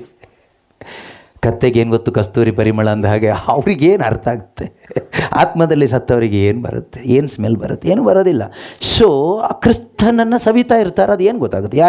ಹೇಗೆ ಹೇಳಿ ಅರ್ಥ ಮಾಡಿಸೋದು? ಯಾರಿಗೆ ಅರ್ಥ ಮಾಡಿಸೋದು? ಸೊ ಮರಿಯಳು ಯೇಸುವಿನ ಜೊತೆಲಿ ಕೂತ್ಕೊಂಡು ಯೇಸು ಹೇಳೋದನ್ನು ಕೇಳಿಸ್ಕೊತ ಕೂತ್ಕೊಂಡಿದ್ದಾಳೆ, ಕೆಲಸ ಇಲ್ಲದವಳು ಅಲ್ವಾ? ಕೆಲಸ ಇರೋಳು ಸೋಷಿಯಲ್ ವರ್ಕಲ್ಲಿ ತುಂಬ ಜನಕ್ಕೆ ಅಡುಗೆ ಮಾಡಿ ಹಾಕಿ ಪಾತ್ರೆ ತೊಳೆದು ದಮ್ ಕಟ್ಟಿ ಬಿರಿಯಾನಿ ಮಾಡಿ ಎಲ್ಲ ಮಾಡಿ ಲಾಸ್ಟಿಗೆ ಯೇಸು ಹತ್ರ ಸಹಾಯ ಕೇಳ್ಕೊಂಡು ಬಂದಿದ್ದಾಳೆ. ಒಳ್ಳೆ ಸಹಾಯ ಕೇಳಿದ್ದಾಳೆ. ಯೇಸುವೆ, ನಾನೆಷ್ಟು ಕಷ್ಟಪಟ್ಟು ಬಂದವರಿಗೆಲ್ಲ ಪ್ರೀತಿಯಿಂದ ನೋಡ್ಕೊಳ್ತಾ ಇದ್ದೀನಿ, ಪಾತ್ರೆ ತೊಳಿತಾ ಇದ್ದೀನಿ, ಅಡುಗೆ ಮಾಡ್ತಾಯಿದ್ದೀನಿ, ತರಕಾರಿ ಕಟ್ ಮಾಡ್ತಾಯಿದ್ದೀನಿ. ಇವಳು ನೋಡಿ ಸೋಂಬೇರಿ ಥರ ಸುಮ್ಮನೆ ಕೂತ್ಕೊಂಡಿದ್ದಾಳೆ ಬೈಬಲ್ ಹಿಡ್ಕೊಂಡು. ಬೈಬಲ್ ಏನೂ ಇಲ್ಲ. ಸೊ ನೀವೊಂದು ಸ್ವಲ್ಪ ಹೇಳಬಾರ್ದು ಅವಳಿಗೆ. ನೀವು ಒಳ್ಳೆ ಪ್ರೀಚಿಂಗ್ ಎಲ್ಲ ಚೆನ್ನಾಗಿ ಮಾಡ್ತೀರಿ, ದೇವ್ರ ಬಗ್ಗೆ ಎಲ್ಲ ಚೆನ್ನಾಗಿ ಹೇಳ್ತೀರಿ. ನೋಡಿ, ಈ ಫಸ್ಟ್ ಇವತ್ತು ಮನೆ ಕೆಲಸ ಮಾಡೋದು ಹೇಳ್ಕೊಡಿ ಅವಳಿಗೆ. ಕಂಪ್ಲೇಂಟ್ ತೊಗೊಂಡು ಬಂದಲ್ಲ? ಹಾಂ, 40ನೇ ವಾಕ್ಯ ಓದಿ ನೋಡೋಣ, ಏನು ಹೇಳ್ತಾಳೆ ಮಾರ್ತಾಳು. ಮಾರ್ತಾಳಾದರೂ ಹಾಂ, ಅತಿಥಿ ಸತ್ಕಾರದ ಗಡಿಬಿಡಿಯಲ್ಲಿ ಇದ್ದಳು. ಬೇಗ ಓದಬೇಕು. ಅವಳು ಬಂದು, ಪ್ರಭು, ನನ್ನ ಸೋದರಿ ಈ ಕೆಲಸವನ್ನೆಲ್ಲ ನನ್ನೊಬ್ಬಳಿಗೆ ಬಿಟ್ಟಿದ್ದಾಳೆ, ನೀವಿದನ್ನು ಗಮನಿಸಬಾರದೆ ನನಗೆ ಸಹಾಯ ಮಾಡುವಂತೆ ಅವಳಿಗೆ ಹೇಳಿ ಎಂದಳು. ನೋಡಿ, ಒಳ್ಳೆ ಒಂದು ರಿಕ್ವೆಸ್ಟ್ ಅಲ್ವಾ? ಒಳ್ಳೆ ಪ್ರೇಯರ್ ರಿಕ್ವೆಸ್ಟ್. ಇದರಲ್ಲಿ ಏನಾದರೂ ತಪ್ಪು ಅನಿಸ್ತಾ ಇದೆಯಾ ನಿಮಗೆ? ಏನಾದರೂ ಸ್ವಾರ್ಥ ಇದೆ ಅನಿಸ್ತಾ ಇದೆಯಾ? ಏನು ಸ್ವಾರ್ಥ ಇಲ್ಲ, ಏನು ತಪ್ಪಿಲ್ಲ. ಆದರೆ ಯೇಸು ಏನು ಉತ್ತರ ಕೊಡ್ತಾರೆ ನೋಡೋಣ. ನಂದು ಉತ್ತರ ಬೇಡ, ನಿಮ್ಮ ಉತ್ತರನೂ ಬೇಡ, ಸೈಡಿಗೆ ಇಟ್ಬಿಡಿ. ನಿಮ್ಮ ಉತ್ತರಗಳೆಲ್ಲ ಮೂಲೆ ಗುಂಪಾಗಲಿ. ಯೇಸುವಿನ ಉತ್ತರ ಹೃದಯಕ್ಕೆ ಹೋಗಲಿ. ಓಕೆ, ಯೇಸು ಏನು ಹೇಳ್ತಾರೆ? ಯೇಸು ಆಕೆಗೆ ಪ್ರತ್ಯುತ್ತರವಾಗಿ, ಮಾರ್ತಾ ಮಾರ್ತಾ ಮಾರ್ತಾ ಮಾರ್ತಾ, ನೀನು ಅನಾವಶ್ಯಕ ಚಿಂತೆ ಪೇಚಾಟಗಳಿಗೆ ಒಳಗಾಗಿ. ಭಾಳ ಪ್ರೀತಿಯಿಂದ ಹೇಳ್ತಾ ಇದ್ದಾರೆ ಅದನ್ನು, ಆಯಿತಾ? ಏನು ಬೇರೆ ಥರ ಅಲ್ಲ. ಮೈ ಡಿಯರ್ ಮಾರ್ತಾ ಮಾರ್ತಾ, ಆ ಥರ ಮಾರ್ತಾ ಮಾರ್ತಾ, ನೀನು ಅನಾವಶ್ಯ ಚಿಂತೆ ಪೇಚಾಟಗಳಿಗೆ ಒಳಗಾಗಿರುವೆ. ನೀನು ಅನಾವಶ್ಯ ಚಿಂತೆ ಪೇಚಾಟಗಳಿಗೆ you are worried and distracted by many things. You are worried and distracted by many things like us. ನಮ್ಮ ಥರನೇ ಅದಾಗಿಲ್ಲ, ಇದಾಗಿಲ್ಲ, ನಾಳೆ ಇದಾಗಬೇಕು, ಅದಾಗಬೇಕು, ಹಾಗಾಗಬೇಕು, ಹೀಗಾಗಬೇಕು ಎಲ್ಲ ಆದಮೇಲೆ ಲಾಸ್ಟಿಗೆ ಏನಾಗುತ್ತೆ? ಲಾಸ್ಟಿಗೆ ಸತ್ತೋಗ್ತೀಯ ಅಷ್ಟೇ. ಆಮೇಲೆ ಯಾರಿಗೆ ಗೊತ್ತು? ಆಮೇಲೆ ಯಾರಿಗೆ ಗೊತ್ತು ಅಂದ್ರೆ ನೀನು ಡಮ್ಮಿ ಪೀಸ್ ಅಂತ ಅರ್ಥ. ನೀನು ವಿಶ್ವಾಸಿ ಆದರೆ ಆಮೇಲೆ ಏನು ಅಂತ ನಿನಗೆ ಗೊತ್ತಿರುತ್ತೆ. ಅದಕ್ಕೆ ತಕ್ಕಾಗಿ ಈಗ ಬದುಕ್ತೀವಿ ನಾವು. ಇಲ್ಲಿರೋದು ಸುಮ್ಮನೆ ಇದು ಒಂದು ಸುಮ್ಮನೆ ಜೀವನ ಇದು. ಇಲ್ಲಿ ಬೆಲೆ ಬರೋ ಜೀವನಕ್ಕೆ ಕ್ರಿಸ್ತನಿಗಾಗಿ ಬದುಕುವಾಗ ಮಾತ್ರನೇ. ಕ್ರಿಶ್ಚಿಯನ್ ಜಾತಿಗೆ ಸೇರಿಕೊಂಡ್ರೆ ಅಂತ ನಾನು ಹೇಳ್ತಾ ಇಲ್ಲ. ಕ್ರಿಸ್ತನೊಂದಿಗೆ, ಕ್ರಿಸ್ತ ಅಂದರೆ ದೇವರು, ದೇವರೊಂದಿಗೆ ಅವರ ಮಹಿಮೆಗಾಗಿ ಬದುಕುವಾಗಲೇ ಜೀವನಕ್ಕೆ ಬೆಲೆ, ಜೀವನಕ್ಕೆ ಅರ್ಥ. ಅದಕ್ಕೆ ಯೇಸು ಮಾರ್ತಾಳಿಗೆ ಹೇಳಿದ್ದು, ಮಾರ್ತಾ ಮಾರ್ತಾ ನೀನು ಅನೇಕ ಚಿಂತೆ ಪೇಚಾಟಗಳಿಗೆ ಒಳಗಾಗಿದೆಯಾ. Useless things. ಯಾವುದು? ಜನ ಬರ್ತಾರೆ, ಅಡುಗೆ ಮಾಡಬೇಕು, ಪಾತ್ರೆ ತೊಳಿಬೇಕು, ಅವ್ರು ಸಹಾಯ ಮಾಡಿಲ್ಲ, ಇವ್ರು ಸಹಾಯ ಮಾಡಿಲ್ಲ, ನಾವು ಎಷ್ಟು ಕಷ್ಟಪಡ್ತಾ ಇದ್ದೀವಿ, ಗಂಡ ಸಹಾಯ ಮಾಡ್ತಾ ಇಲ್ಲ, ಹೆಂಡತಿ ಸಹಾಯ ಮಾಡ್ತಾ ಇಲ್ಲ, ಮಕ್ಕಳು ಕೋಆಪ್ರೇಟ್ ಮಾಡ್ತಾ ಇಲ್ಲ, ಅದಿಲ್ಲ ಇದಿಲ್ಲ, ಇದೆಲ್ಲ ಅನಾವಶ್ಯಕ ಚಿಂತೆ ಪೇಚಾಟಗಳು. ಇದು ಇರುತ್ತೆ ಈ ಪ್ರಪಂಚದಲ್ಲಿ ಬದುಕಿರೋ ತನಕ, ಅದರಲ್ಲಿ ಇರಲಿ. ಯೇಸು ಏನು ಹೇಳ್ತಾರೆ? ಅಗತ್ಯವಾದದ್ದು ಒಂದೇ ಒಂದು. Only one thing is needful, only one thing is important for you. ಓದಿ. ಆದರೆ ಅಗತ್ಯವಾದದ್ದು ಒಂದೇ. ಅಗತ್ಯವಾದದ್ದು ಒಂದೇ ಒಂದು ಅಗತ್ಯವಾದದ್ದು. ನಮಗೆಲ್ರಿಗೂ ಯೇಸು ಹೇಳ್ತಿದ್ದಾರೆ, ಮಕ್ಕಳೇ, ನಿಮಗೆ ಅಗತ್ಯವಾದದ್ದು ಒಂದೇ ಒಂದು ನಿಮಗೆ ಅಗತ್ಯವಾದದ್ದು. ಮರಿಯಳು ಉತ್ತಮವಾದದ್ದನ್ನೇ ಆರಿಸಿಕೊಂಡಿದ್ದಾಳೆ. ಮರಿಯಳು ಉತ್ತಮವಾದದ್ದನ್ನು ಆರಿಸಿಕೊಂಡಿದ್ದಾಳಂತೆ. ಅದನ್ನು ಆಕೆಯಿಂದ ಕಸಿದುಕೊಳ್ಳಲಾಗದು. ಅದನ್ನು ಆಕೆಯಿಂದ ಕಸ್ಕೊಳ್ಳೋಕ್ಕಾಗಲ್ಲ. ನೀವು ನಿಜವಾಗ್ಲೂ ಜೀಸಸ್ನ ಆರಿಸ್ಕೊಬಿಟ್ರೆ, ನಿಮ್ಮ ಕುತ್ತಿಗೆ ಮೇಲೆ ಕತ್ತಿ ಇಟ್ಬಿಟ್ಟು ಕುತ್ತಿಗೆ ಕೊಯ್ದು ಬಿಡ್ತೀನಿ, ಯೇಸುನ ಬಿಡ್ತೀಯ ಕೇಳಿದ್ರೆ, ನೀನು ಬೇಕಾದರೆ ತಲೆ ಕಟ್ ಮಾಡ್ಕೊಂಡು ಎತ್ಕೊಂಡು ಹೋಗ್ಬಿಡು ಮಾರಾಟ ಮಾಡೋಕ್ಕೆ. ನಾನು ಮಾತ್ರ ಯೇಸುನ ಬಿಡಲ್ಲ, ಬೈಬಲ್ನ ಬಿಡಲ್ಲ. ನಿಜವಾದ ವಿಶ್ವಾಸಿ ಅಷ್ಟೇ. ಈ ಡಮ್ಮಿ ಪೀಸುಗಳಾಗಲ್ಲ. ಅವ್ರು ಏನು ಬೇಕಾದ್ರೂ ಮಾಡ್ತಾರೆ. ಇತ್ಲೆಗೂ ಕೈ ಮುಗಿತಾರೆ, ಅತ್ಲೆಗೂ ಕೈ ಮುಗಿತಾರೆ. ಅವ್ರಿಗೆ ಯಾಕಂದರೆ ಜನ ಬೇಕು. ಅವ್ರಿಗೆ ಯೇಸು ಬೇಡ, ಯೇಸುನ ಮಾರಾಟ ಮಾಡಿಬಿಡ್ತಾರೆ ಜನರಿಗೋಸ್ಕರ. ಹಾಗಲ್ಲ, ಯೇಸು ಕ್ರಿಸ್ತರು ನಮಗೋಸ್ಕರ ಪ್ರಾಣ ಕೊಟ್ಟಿದ್ದಾರೆ. ನೆನ್ಪಿಟ್ಕೊಳ್ಳಿ. ನಾವು ಪಾಪಿಗಳಾಗಿದ್ದಾಗಲೇ ನಮ್ಮನ್ನು ಅವರು ಪ್ರೀತಿ ಮಾಡಿದ್ರು. ಹೇಗೆ ಪ್ರೀತಿ ಮಾಡಿದ್ರು ಕೇಳಿದ್ರೆ, ಈ ಲೋಕದಲ್ಲಿ ಮನುಷ್ಯರು ಪ್ರೀತಿ ಮಾಡೋ ಥರ ಮಾಡಿಲ್ಲ. ಮನುಷ್ಯರು ಹೇಗೆ ಪ್ರೀತಿ ಮಾಡ್ತಾರೆ ಕೇಳಿದ್ರೆ, ನಮ್ಮ ಶರೀರ, ಈ ಹುಳ ಹಿಡಿದು ಹೋಗುವ ಈ ಶರೀರಕ್ಕೆ ಏನು ಬೇಕು ಅದು ಕೊಟ್ಟು ಪ್ರೀತಿ ಮಾಡ್ತಾರೆ. ಯೇಸು ಶರೀರಕ್ಕೆ ಬೇಕಾಗಿರೋದೆಲ್ಲ ಕೊಟ್ಟಿರೋದು. ಶಾಶ್ವತವಾಗಿ ಉಳಿಬೇಕಾದ ನಮ್ಮ ಆತ್ಮಕ್ಕೆ ಜೀವ ಕೊಟ್ಟು ನಮ್ಮನ್ನು ಅವರು ಕಾಪಾಡಿದ್ದಾರೆ ತಮ್ಮ ಶಿಲುಬೆ ಮರಣದ ಮುಖಾಂತರ. ಈ ಆತ್ಮ ಒಂದ ನರಕದಲ್ಲಿರುತ್ತೆ ಶಾಶ್ವತವಾಗಿ, ಅಥವಾ ಸ್ವರ್ಗದಲ್ಲಿರುತ್ತೆ. ಇದು ರಕ್ಷಣೆ ಹೊಂದಿದರೆ ದೇವರ ಜೊತೆಯಲ್ಲಿ ಇರುತ್ತೆ. ಇದು ರಕ್ಷಣೆ ಹೊಂದದೇ ಇದ್ದರೆ ನರಕದಲ್ಲಿರುತ್ತೆ. ಈಗ ನಿಮಗೆ ಗ್ಯಾರಂಟಿ ಇದೆಯಾ ನಿಮ್ಮ ಆತ್ಮ ರಕ್ಷಣೆ ಹೊಂದಿದೆ ಅಂತ? ಹೊಂದದೇ ಇದ್ದರೆ ಅದು ನರಕಕ್ಕೆ ಹೋಗುತ್ತೆ ಸತ್ತಾಗ. ರಕ್ಷಣೆ ಹೊಂದಿದ ಆತ್ಮ ಆದರೆ ನರಕಕ್ಕೆ ಹೋಗ್ಲಿಕ್ಕಾಗಲ್ಲ. ನೀವು ಅದನ್ನು ಮತ್ತೆ ಎಕ್ಸ್ಟ್ರಾ ಏನು ಮಾಡೋದು ಬೇಕಾಗಿಲ್ಲ. ಅದು ಯೇಸು ಕ್ರಿಸ್ತರು ಬಂದಾಗ ಹೆಸರಿಡಿದು ಕರೆದು ಅದಕ್ಕೊಂದು ಹೊಸ ಶರೀರವನ್ನು ಕೊಟ್ಟು ಸ್ವರ್ಗೀಯ ದೇಹವನ್ನು ಕೊಟ್ಟು ರೂಪಾಂತರಗೊಳಿಸಿ ಪರಲೋಕ ರಾಜ್ಯಕ್ಕೆ ಕರ್ಕೊಂಡೋಗ್ತಾರೆ ನಮ್ಮನ್ನು. ಆ ಒಂದು ನಿರೀಕ್ಷೆಯಲ್ಲಿ ಅದು ಈಡೇರುತ್ತೆ ಎಂದು ಬದುಕುತ್ತಿರುವ ಜೀವನವೇ ವಿಶ್ವಾಸದ ಜೀವನ. ಅವರೇ ನಿಜವಾದ ವಿಶ್ವಾಸಿಗಳು. ನಿಮ್ಮಲ್ಲಿ ಯಾರೆಲ್ಲ ಈ ನಿರೀಕ್ಷೆಯಲ್ಲಿ ಇದ್ದೀರೋ ನೀವೆಲ್ಲ ನಿಜವಾದ ವಿಶ್ವಾಸಿಗಳೇ. ಈ ನಿರೀಕ್ಷೆ ಇಲ್ಲದೆ ಬದುಕ್ತಾ ಇದ್ದೀರಲ್ಲ, ಎಲ್ಲ ಡಮ್ಮಿ ಪೀಸ್ಗಳೇ. ಬೇಜಾರಾಗಬೇಡಿ, ನಾವು ಮಾನಸಾಂತರ ಪಡಬೇಕಷ್ಟೇ. ಅರ್ಥ ಆಗ್ತಿದೆಯಾ? ನಾವೇನಾದರೂ ಕಾಯಿಲೆ ಇದೆ ಅಂತ ಆಸ್ಪತ್ರೆಗೆ ಹೋಗ್ತೀವಿ, ಡಾಕ್ಟ್ರ್ ಚೆಕ್ ಮಾಡ್ತಾರೆ, ಏನೋ ಒಂದು ದೊಡ್ಡ ಕಾಯಿಲೆ ಇದೆ ಅಂತ ಹೇಳ್ತಾರೆ. ಆಗ ನಾವು ಡಾಕ್ಟ್ರನ್ನ ಹೊಡಿಗೆ ಹೋಗ್ತೀವಾ? ಏನು ಮಾಡ್ತೀವಿ? ಡಾಕ್ಟ್ರೆ ಕೈ ಕಾಲಿಗೆ ಬೀಳ್ತೀವಿ. ಡಾಕ್ಟ್ರ್ ಕಾಲಿಗೆ ಹಿಡಿದ್ಬಿಟ್ಟು, ಡಾಕ್ಟ್ರೆ ಎಷ್ಟು ಖರ್ಚಾದರೂ ಪರವಾಗಿಲ್ಲ, ಏನಾದರೂ ಪರವಾಗಿಲ್ಲ, ನನಗಿದು ವಾಸಿ ಆಗಬೇಕು, ಅಥವಾ ನಮಗೆ ಕಾಯಿಲೆ ವಾಸಿ ಮಾಡಿಸ್ಕೊಡಿ, ನಾವು ಹೇಳಲ್ವಾ? ಹಾಗೆ ನಾವು ನರಕಕ್ಕೆ ಹೋಗ್ತೀವಿ ಅಂತ ಗೊತ್ತಾದ ಮೇಲೆ ನಾವು ಅಡ್ಡ ಬೀಳ್ಬೇಕು. ದೇವರೇ ನನ್ನ ಕಾಪಾಡಿ, ಯೇಸುವೆ ನನ್ನ ಪಾಪಿ, ನನ್ನ ಮೇಲೆ ಕರುಣೆ ತೋರಿ, have mercy on me lord, I am A Sinner, ನಾನೊಬ್ಬ ಪಾಪಿ, ನನ್ನ ಮೇಲೆ ಕರುಣೆ ತೋರಿ ದೇವರೇ ಅಂತ ನಮ್ಮ ಒಳಗಡೆ ಏನು ಬರಬೇಕು? ಆ ಒಂದು ಪಶ್ಚಾತ್ತಾಪ ಬರಬೇಕು, ರಿಪೆಂಟೆನ್ಸ್ ಬರಬೇಕು. ಆಗ ಖಂಡಿತವಾಗ್ಲೂ ನಮ್ಗೆ ಏನು ಸಿಗುತ್ತೆ? ದೇವರ ಕರುಣೆ ಸಿಗುತ್ತೆ. ದೇವರ ಕರುಣೆ ಯಾರಿಗೆ ಅನುಭವಿಸ್ಲಿಕ್ಕಾಗುತ್ತೆ ಗೊತ್ತಾ? ಪಶ್ಚಾತ್ತಾಪ ಪಡುವ ಪಾಪಿಗೆ. ಎಲ್ರಿಗೂ ಅಲ್ಲ, ಪಶ್ಚಾತ್ತಾಪ ಪಡುವ ಪಾಪಿಗೆ.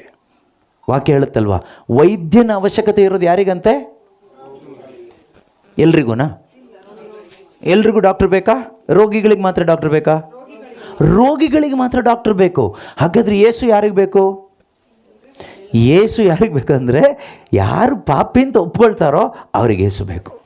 ಯಾರಿಗೆ ಯೇಸು ಸಿಗ್ತಾರೆ ಕೇಳಿದರೆ, ಯಾರು ಪಾಪಿ ಅಂತ ಒಪ್ಕೊಳ್ತಾರೋ, ಅಂದರೆ ಪಶ್ಚಾತ್ತಾಪದ ಹೃದಯದಿಂದ ಯಾರು ದೇವರೇ ನನ್ನ ಪಾಪಿ, ನನಗೆ ಕರುಣೆ ಬೇಕು ಅಂತ ಯಾರು ಮೊರೆ ಇಡ್ತಾರಲ್ವ, ಅವ್ರಿಗೆ ಯಾರು ಸಿಗ್ತಾರೆ? ಅವರಿಗೆ ಯೇಸು ಸಿಗ್ತಾರೆ. ಅವ್ರಿಗೆ ರಕ್ಷಣೆ ಸಿಗುತ್ತೆ, ಅವರಿಗೆ ರಕ್ಷಕ ಸಿಗ್ತಾನೆ. ಅವನ ಜೀವನ ರಕ್ಷಿಸಲ್ಪಡ್ತದೆ, ಅವನ ಆತ್ಮದಲ್ಲಿ ಆನಂದ ಬರುತ್ತದೆ. ಯೇಸು ಹೇಳಿದ್ದೇನು ಗೊತ್ತಾ? ಈ ರಕ್ಷಣೆಯನ್ನು ಯಾರಿಗೂ ಕಸ್ಕೊಳ್ಳೋಕ್ಕಾಗಲ್ಲ. ಮರಿಯಳು ಉತ್ತಮವಾದದ್ದನ್ನು ಆರಿಸ್ಕೊಂಡಿದ್ದಾಳೆ ಅಂದರೆ, ಮರಿಯಳು ಈ ಶುಭ ಸಂದೇಶದ ಮೂಲಕ, ವಾಕ್ಯದ ಮೂಲಕ ರಕ್ಷಣೆ ಆರಿಸ್ಕೊಂಡಿದ್ದಾಳೆ. Mary has chosen to be saved, she has chosen the salvation. ಆಕೆ ರಕ್ಷಣೆಯನ್ನು ಆರಿಸ್ಕೊಂಡಿದ್ದಾಳೆ, ರಕ್ಷಕನನ್ನು ಆರಿಸ್ಕೊಂಡಿದ್ದಾಳೆ. ಅದನ್ನೇ ಯೇಸು ಹೇಳ್ತಾರೆ, ಅದನ್ನು ಆಕೆಯಿಂದ ಕಸ್ಕೊಳ್ಳಿಕ್ಕಾಗೋದಿಲ್ಲ. ಒಂದು ವೇಳೆ ಯೇಸುವಿನಿಂದ ಏನಾದರೂ ಸೌಖ್ಯನೋ ಅದ್ಭುತನೋ ಬೇರೆ ಬೇರೆ ಏನೋ ನಾವು ಪಡ್ಕೊಂಡ್ವಿ ಅಂತ ಇಟ್ಕೊಳ್ಳೋಣ, ಅದನ್ನು ಕಸ್ಕೊಳ್ಳಿಕ್ಕಾಗುತ್ತಾ? ಯಾರಿಗಾದರೂ ಕಸ್ಕೊಳ್ಳಿಕ್ಕಾಗುತ್ತೆ. ಅದು ನಾಶವಾಗಿ ಹೋಗುತ್ತಾ? ನಾಶವಾಗಿ ಹೋಗುತ್ತೆ. ಈ ಪ್ರಪಂಚದಲ್ಲಿರುವ ಎಲ್ಲ ಆಶೀರ್ವಾದನೂ, ಏನೆಲ್ಲ ನಾವು ದೇವರ ಆಶೀರ್ವಾದ ದೇವರ ಆಶೀರ್ವಾದ ದೇವರ ಆಶೀರ್ವಾದ ಅಂತ ಇವತ್ತು ಹೇಳ್ತಿದ್ದೀವೋ, ಎಲ್ಲ ಆಶೀರ್ವಾದನೂ ಒಂದು ದಿನ ಏನಾಗುತ್ತೆ? ಲಯ ಆಗೋಗುತ್ತೆ. ಆದರೆ ಎಂದಿಗೂ ಅಳೆದು ಹೋಗದೇ ಇರುವ ಒಂದು ಆಶೀರ್ವಾದ ಇದೆಯಾ ಕೇಳಿದರೆ, ಅದು ಯೇಸುವೇ ಆಗಿದ್ದಾರೆ. ಅದು ರಕ್ಷಣೆ ಮಾತ್ರನೇ. ಸಾಲ್ವೇಷನ್ ಈಸ್ ಇಟರ್ನಲ್ ಬ್ಲೆಸ್ಸಿಂಗ್, ನಿತ್ಯವಾದ ಒಂದು ಆಶೀರ್ವಾದ. ಈಗ ನನಗೊಂದು ರೋಗ ಇದೆ, ನಾನು ರೋಗ ಸೌಖ್ಯಕ್ಕಾಗಿ ಪ್ರಾರ್ಥಿಸಿದೆ, ಯೇಸು ನನಗೆ ಒಂದು ಆಶೀರ್ವಾದ ಮಾಡಿದರು, ದೇವರ ಆಶೀರ್ವಾದ, ರೋಗ ಸೌಖ್ಯ ಸಿಕ್ತು. ನನಗೊಂದು ಮನೆ ಇಲ್ಲ, ದೇವರೊಂದು ಮನೆ ಬೇಕು ಅಂತ ಪ್ರಾರ್ಥಿಸಿದೆ, ದೇವರೊಂದು ಮನೆ ಕೊಟ್ಟರು. ಜೋರ ಗಾಳಿ ಬಂದರೆ ಏನಾಗುತ್ತೆ? ಆಶೀರ್ವಾದ ಹಾರೋಗುತ್ತೆ. ಕರೆಕ್ಟಾ? ಹಾಂ. ದೇವರೇ ನನಗೆ ಓಡಾಡ್ಲಿಕ್ಕೆ ಒಂದು ಗಾಡಿ ಬೇಕು, ಹೊಸ ಗಾಡಿ ತಗೋಂತ ದೇವರು ಕೊಟ್ಟರು. ಎದುರುಗಡೆಯಿಂದ ಲಾರಿ ಬಂದು ಗುದ್ಬಿಡ್ತು, ಆಶೀರ್ವಾದ ಏನಾಯಿತು? ಗ್ಯಾರೇಜಿಗೆ ಹೋಯಿತು. ದೇವರೇ ನನಗೊಂದು ಜೀವನ ಸಂಗಾತಿ ಬೇಕು, ಒಳ್ಳೆ ಹೆಂಡತಿ ಬೇಕು ಅಂತ, ಪ್ರಪಂಚದಲ್ಲಿ ಯಾರಿಗೂ ಇಲ್ಲದೆ ಇರೋ ಥರ ಒಳ್ಳೆ ಹೆಂಡತಿ ಬೇಕು, ದೇವರೇ ಕೊಟ್ಟರು. ಮಾರನೇ ದಿವಸ ಹಾರ್ಟ್ ಅಟ್ಯಾಕಾಗಿ ಸತ್ತೋದ್ಲು. ಆಶೀರ್ವಾದ ಏನಾಯಿತು? ಶವಪೆಟ್ಟಿಗೆ ಹೋಯಿತು, ಮಣ್ಣಿಗೆ ಹೋಯಿತು. ಈ ಪ್ರಪಂಚದಲ್ಲಿರುವ ನಾವೇನೆಲ್ಲ ಆಶೀರ್ವಾದ ಅಂದ್ಕೊಂಡಿದ್ದೀವೋ ಇದೆಲ್ಲ ಮಣ್ಣಾಗಿ ಹೋಗುತ್ತೆ, ಇದೆಲ್ಲ ಲಯವಾಗಿ ಹೋಗುತ್ತೆ. ನೀವು ಟೆನ್ಷನ್ ಎಲ್ಲ ಮಾಡ್ಕೊಳಕ್ಕೆ ಹೋಗಬೇಡಿ. ನೀವು ಎಷ್ಟು ಕಷ್ಟಪಟ್ಟು ಪ್ರಾರ್ಥನೆ ಮಾಡಿ, ಉಪವಾಸ ಮಾಡಿ ಪ್ರಾರ್ಥನೆ ಮಾಡಿದ ಆಶೀರ್ವಾದ ಆದರೂ ಅದು ಅಳಿದು ಹೋಗುತ್ತೆ. ಆದರೆ ನೀವು ಕಷ್ಟಪಡೋದು ಬೇಡ, ಉಪವಾಸ ಮಾಡೋದು ಬೇಡ, ತ್ಯಾಗ ಮಾಡೋದು ಬೇಡ, ಕ್ಯಾಂಡಲ್ ಅಂಟಿಸೋದು ಬೇಡ, ಹರಕೆ ಹೊತ್ಕೊಳ್ಳೋದು ಬೇಡ, ತಲೆ ಬೋಳಿಸ್ಕೊಳ್ಳೋದು ಬೇಡ, ₹1 ಕೊಡೋದು ಬೇಡ.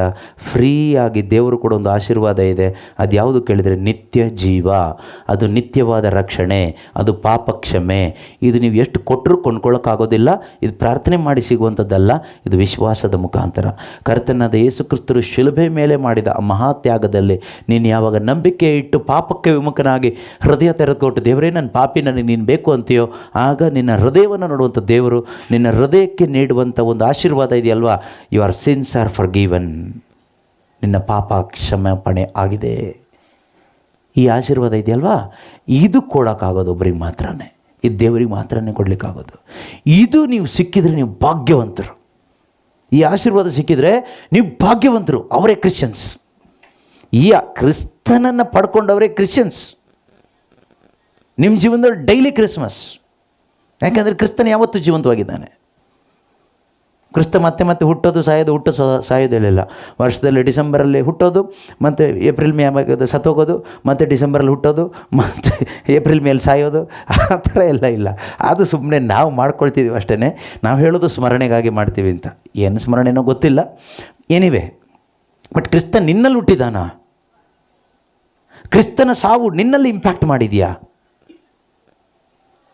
ಕ್ರಿಸ್ತನ ಜನನ, ಕ್ರಿಸ್ತನ ಮರಣ ನನಗೊಂದು ಅನುಭವ ಆಗದೇ ಇದ್ದರೆ ನಾನು ಡಮ್ಮಿ ಆದ ಉಳಿದೆ, ಏನು ಪ್ರಯೋಜನ ಇಲ್ಲ. ಹೊರಗಡೆ ಗಾಳಿ ಇದೆ, ನನ್ನೊಳಗಡೆ ಗಾಳಿ ಇಲ್ಲ ಅಂದರೆ ನಾನು ಜೀವಂತವಾಗಲಿಕ್ಕಾಗೋದಿಲ್ಲ. ನನಗೂ ಉಸಿರಾಡ್ಲಿಕ್ಕಾಗಬೇಕು, ಆಗ ಮಾತ್ರ ನಾನು ಜೀವಂತವಾಗಿರ್ತೀನಿ. ಹಾಗೆ ಯೇಸು ಇದ್ದಾರೆ ಎಲ್ಲ ಕಡೆಗೂ.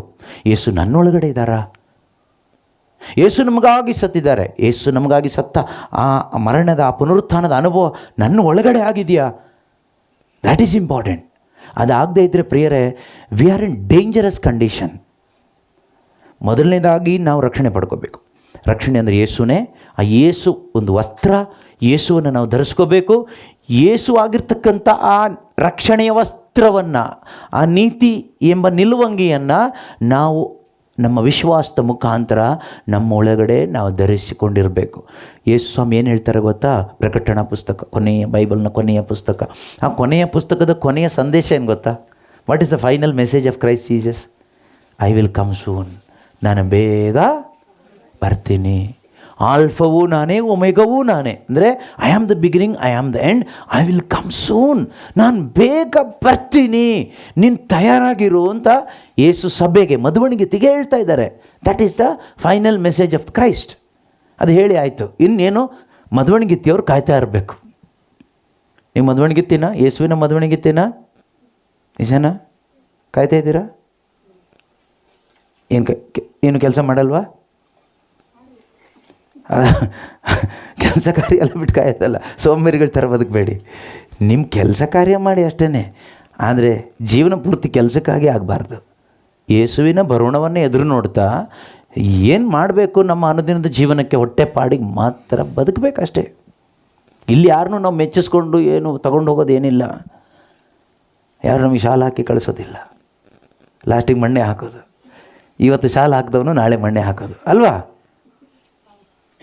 ಅದು ಬೇರೆ ಶಾಲ್ ಹಾಕ್ತಾರ, ಮಣ್ಣು ಹಾಕ್ತಾರೆ ಅಲ್ವಾ? ಇವತ್ತು ನಾನು ಬ್ರದರ್ ತುಂಬ ಚೆನ್ನಾಗಿ ಬ್ರೀಚ್ ಮಾಡಿದ್ದೀರಿ ಅಂತ ಶಾಲ್ ಹಾಕ್ತೀರಿ, ಹಾರ ಹಾಕ್ತೀರಿ ಅಂತ ಇಟ್ಕೊಳ್ಳೋಣ. ಸತ್ತಾಗ ನನ್ನ ಹೆಣ ಇಲ್ಲಿ ಬಿದ್ದಿರುತ್ತೆ ಅಥವಾ ಮಣ್ಣಿಗೆ ತೊಗೊಂಡು ಹಾಕ್ತಾರೆ. ಅಲ್ಲೇನು ಹಾಕ್ತೀರಿ ಬಂದುಬಿಟ್ಟು? ಪಾಪ ಇವರು ಅಲ್ಲಿ ಪ್ರಬೋಧನೆ ಮಾಡಿದಾಗ ಶಾಲ್ ಹಾಕಿದ್ದೀನಿ, ಈಗ ಬೇಜಾರಾಗುತ್ತೆ ಮಣ್ಣು ಹಾಕ್ಲಿಕ್ಕೆ ಅಂತೇಳಿ ಶಾಲ್ ಹಾಕ್ತೀರಾ? ಇಲ್ಲ. ಅಲ್ಲಿ ಪಿತನ, ಸುತನ, ಪವಿತ್ರಾತ್ಮನ ನಾಮದಲ್ಲಿಂದ 3 ಹಿಡಿ ಮಣ್ಣು ಹಾಕಿ ಹೋಗ್ತೀರಿ ಅಲ್ವಾ?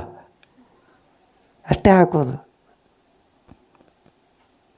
ನೀವು ಏನು ಮಾಡಿದ್ರು ಅಷ್ಟೇ ಸಿಗೋದು, ಲಾಸ್ಟಿಗೆ ಮಣ್ಣೇ ಸಿಗೋದು. ಬೈಬಲ್ ಹೇಳುತ್ತೆ, ಮಣ್ಣಿಂದ ಬಂದೆ ನೀನು ಮಣ್ಣಿಗೆ ಹೋಗು. ದೇವರು ಹೇಳ್ತಾರೆ, ಮನುಷ್ಯನು ಹೇಳ್ತಾನೆ, ಮಣ್ಣೆ ಹಾಕಿ ಕಳಿಸ್ತಾನೆ. ಆದರೆ ಪ್ರೀತಿಯ ಸಹೋದರ ಸಹೋದರಿಯರೇ, ನಮ್ಗೆ ಆತ್ಮ ಇದೆ. ಈ ಆತ್ಮಕ್ಕೆ ಅಂಗಿ ದೇವರು ಹಾಕಿದ್ದಾರೆ. ನಾವು ಯೇಸು ಕ್ರಿಸ್ತನಲ್ಲಿ ವಿಶ್ವಾಸ ಇಟ್ಟಾಗ ಆ ಪವಿತ್ರ ಆತ್ಮರು ನಮಗೆ ಒಂದು ನೀತಿ ಎಂಬ ನಿಲುವಂಗಿಯನ್ನು ಹಾಕ್ತಾರೆ.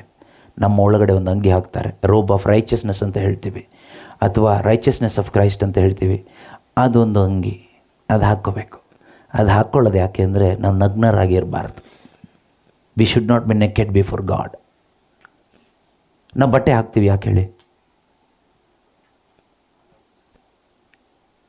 ನೀವೆಲ್ಲ ಬಟ್ಟೆ ಹಾಕ್ಕೊಂಡಿಲ್ವಾ? ಯಾಕೆ ಹಾಕ್ಕೊಂಡಿದ್ದೀರಾ?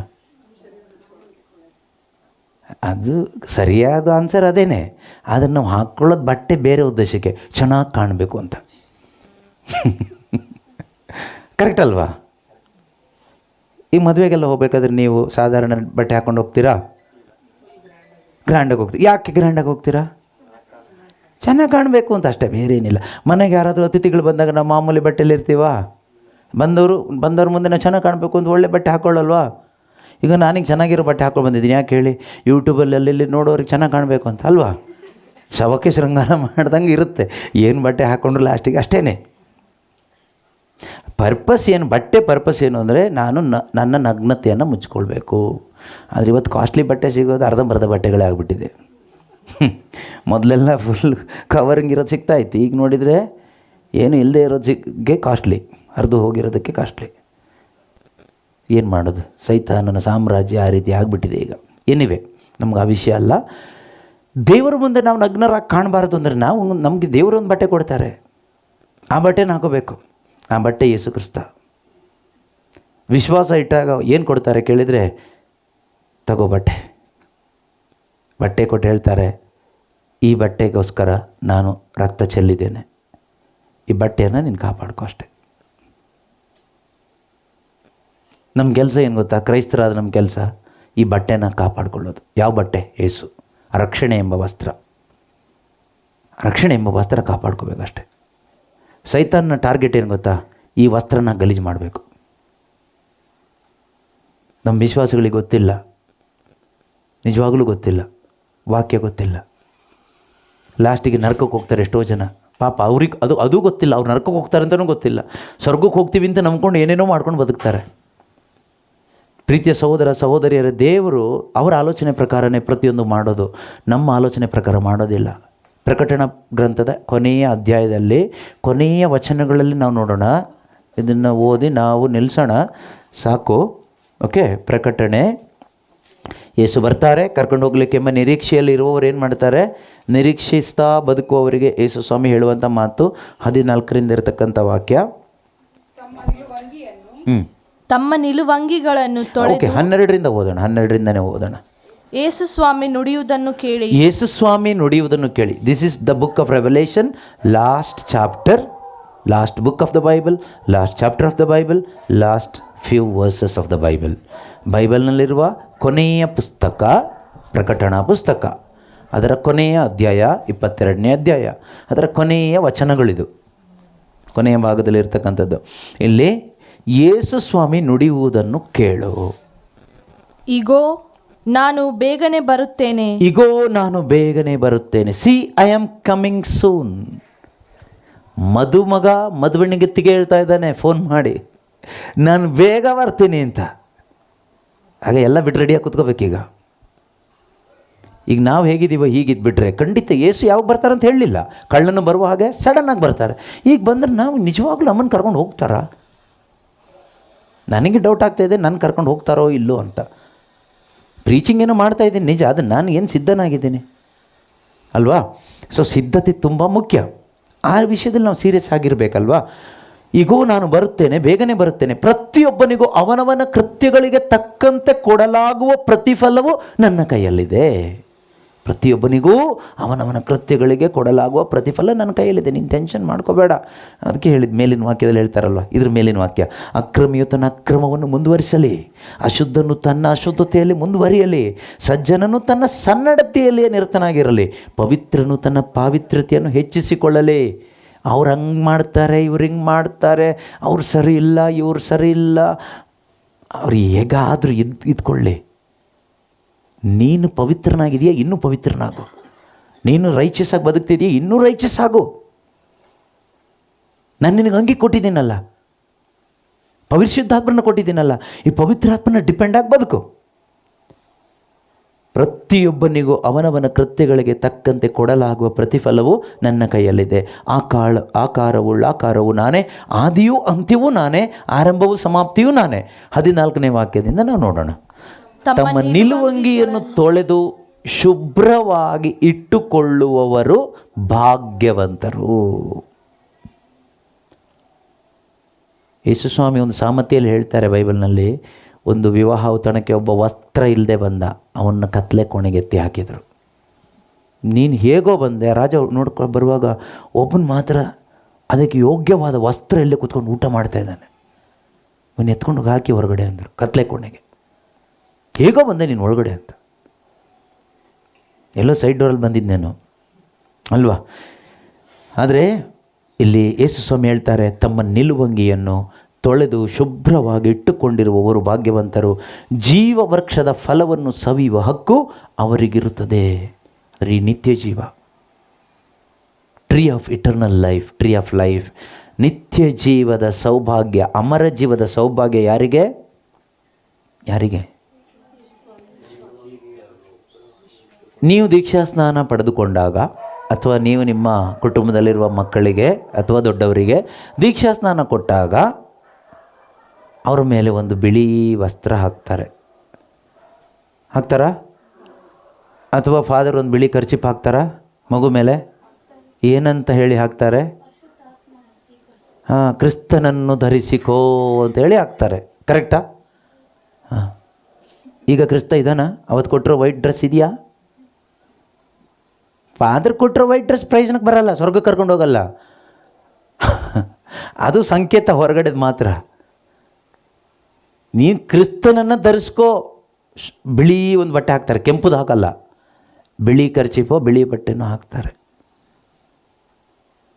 ಆ ಬಿಳಿ ಬಟ್ಟೆನ ನಾವು ದೀಕ್ಷಾ ಸ್ನಾನದಂತೂ ಇಟ್ಕೊಂಡಿರ್ತೀವಿ ಗಿಫ್ಟ್ ಅಂತ. ಅದು ಒಂದು ದಿನ ಮಣ್ಣಿಗೆ ಹೋಗುತ್ತೆ, ಸುಟ್ಟೋಗುತ್ತೆ. ಆದರೆ ನೀನು ಕ್ರಿಸ್ತನಲ್ಲಿ ವಿಶ್ವಾಸ ಇಟ್ಟಾಗ, ಯೇಸು ಕ್ರಿಸ್ತರು ನಿನ್ನ ಮೇಲೆ ದೇವರೊಂದು ಬಿಳಿ ಬಟ್ಟೆ ಹಾಕ್ತಾರೆ. ಯೇಸು ಎಂಬ ಆ ನಿಲುವಂಗಿಯನ್ನು ನಿನಗೆ ಹಾಕ್ತಾರೆ. ನಿನ್ನ ಪಾಪದ ನಗ್ನತೆಯನ್ನು ಮುಚ್ಚುವ ಒಂದು ನಿಲುವಂಗಿ, ದೇವರ ಮುಂದೆ ಯೋಗ್ಯತೆಯೊಂದಿಗೆ ಪುತ್ರನ ಅನುರೂಪಿಯಾಗಿ ನಿಲ್ಲಿಸುವ ಒಂದು ನಿಲುವಂಗಿಯೇ ಆ ಒಂದು ನೀತಿ ಎಂಬ ನಿಲುವಂಗಿ. ಅದು ನಿನ್ನ ಮೇಲೆ ದೇವರು ಹಾಕಿದ್ದಾರೆ. ಅದಿದೆಯಾ ನೋಡಬೇಕು, ಅದು ತೊಳ್ಕೊಳ್ತಾ ಇದೆಯಾ ನೋಡಬೇಕು, ಅದು ಕ್ಲೀನಾಗಿ ಇಟ್ಕೊಂಡಿದೆಯಾ ನೋಡಬೇಕು. ನಾವು ಈ ಬಟ್ಟೆಯನ್ನು ಕ್ಲೀನಾಗಿ ಇಟ್ಕೊಳ್ತೀವಿ. ಕೆಲವರು ಇವತ್ತು ಹಾಕಿದ್ದು ನಾಳೆ ಹಾಕಲ್ಲ. ಅಸಹ್ಯವಾಗಿ ಕಾಣುತ್ತೆ, ಬೇಡ, ಕೊಳೆ ಆಗಿದೆ, ಬೇಡ, ತೊಳ್ಕೊಳ್ತೀವಿ.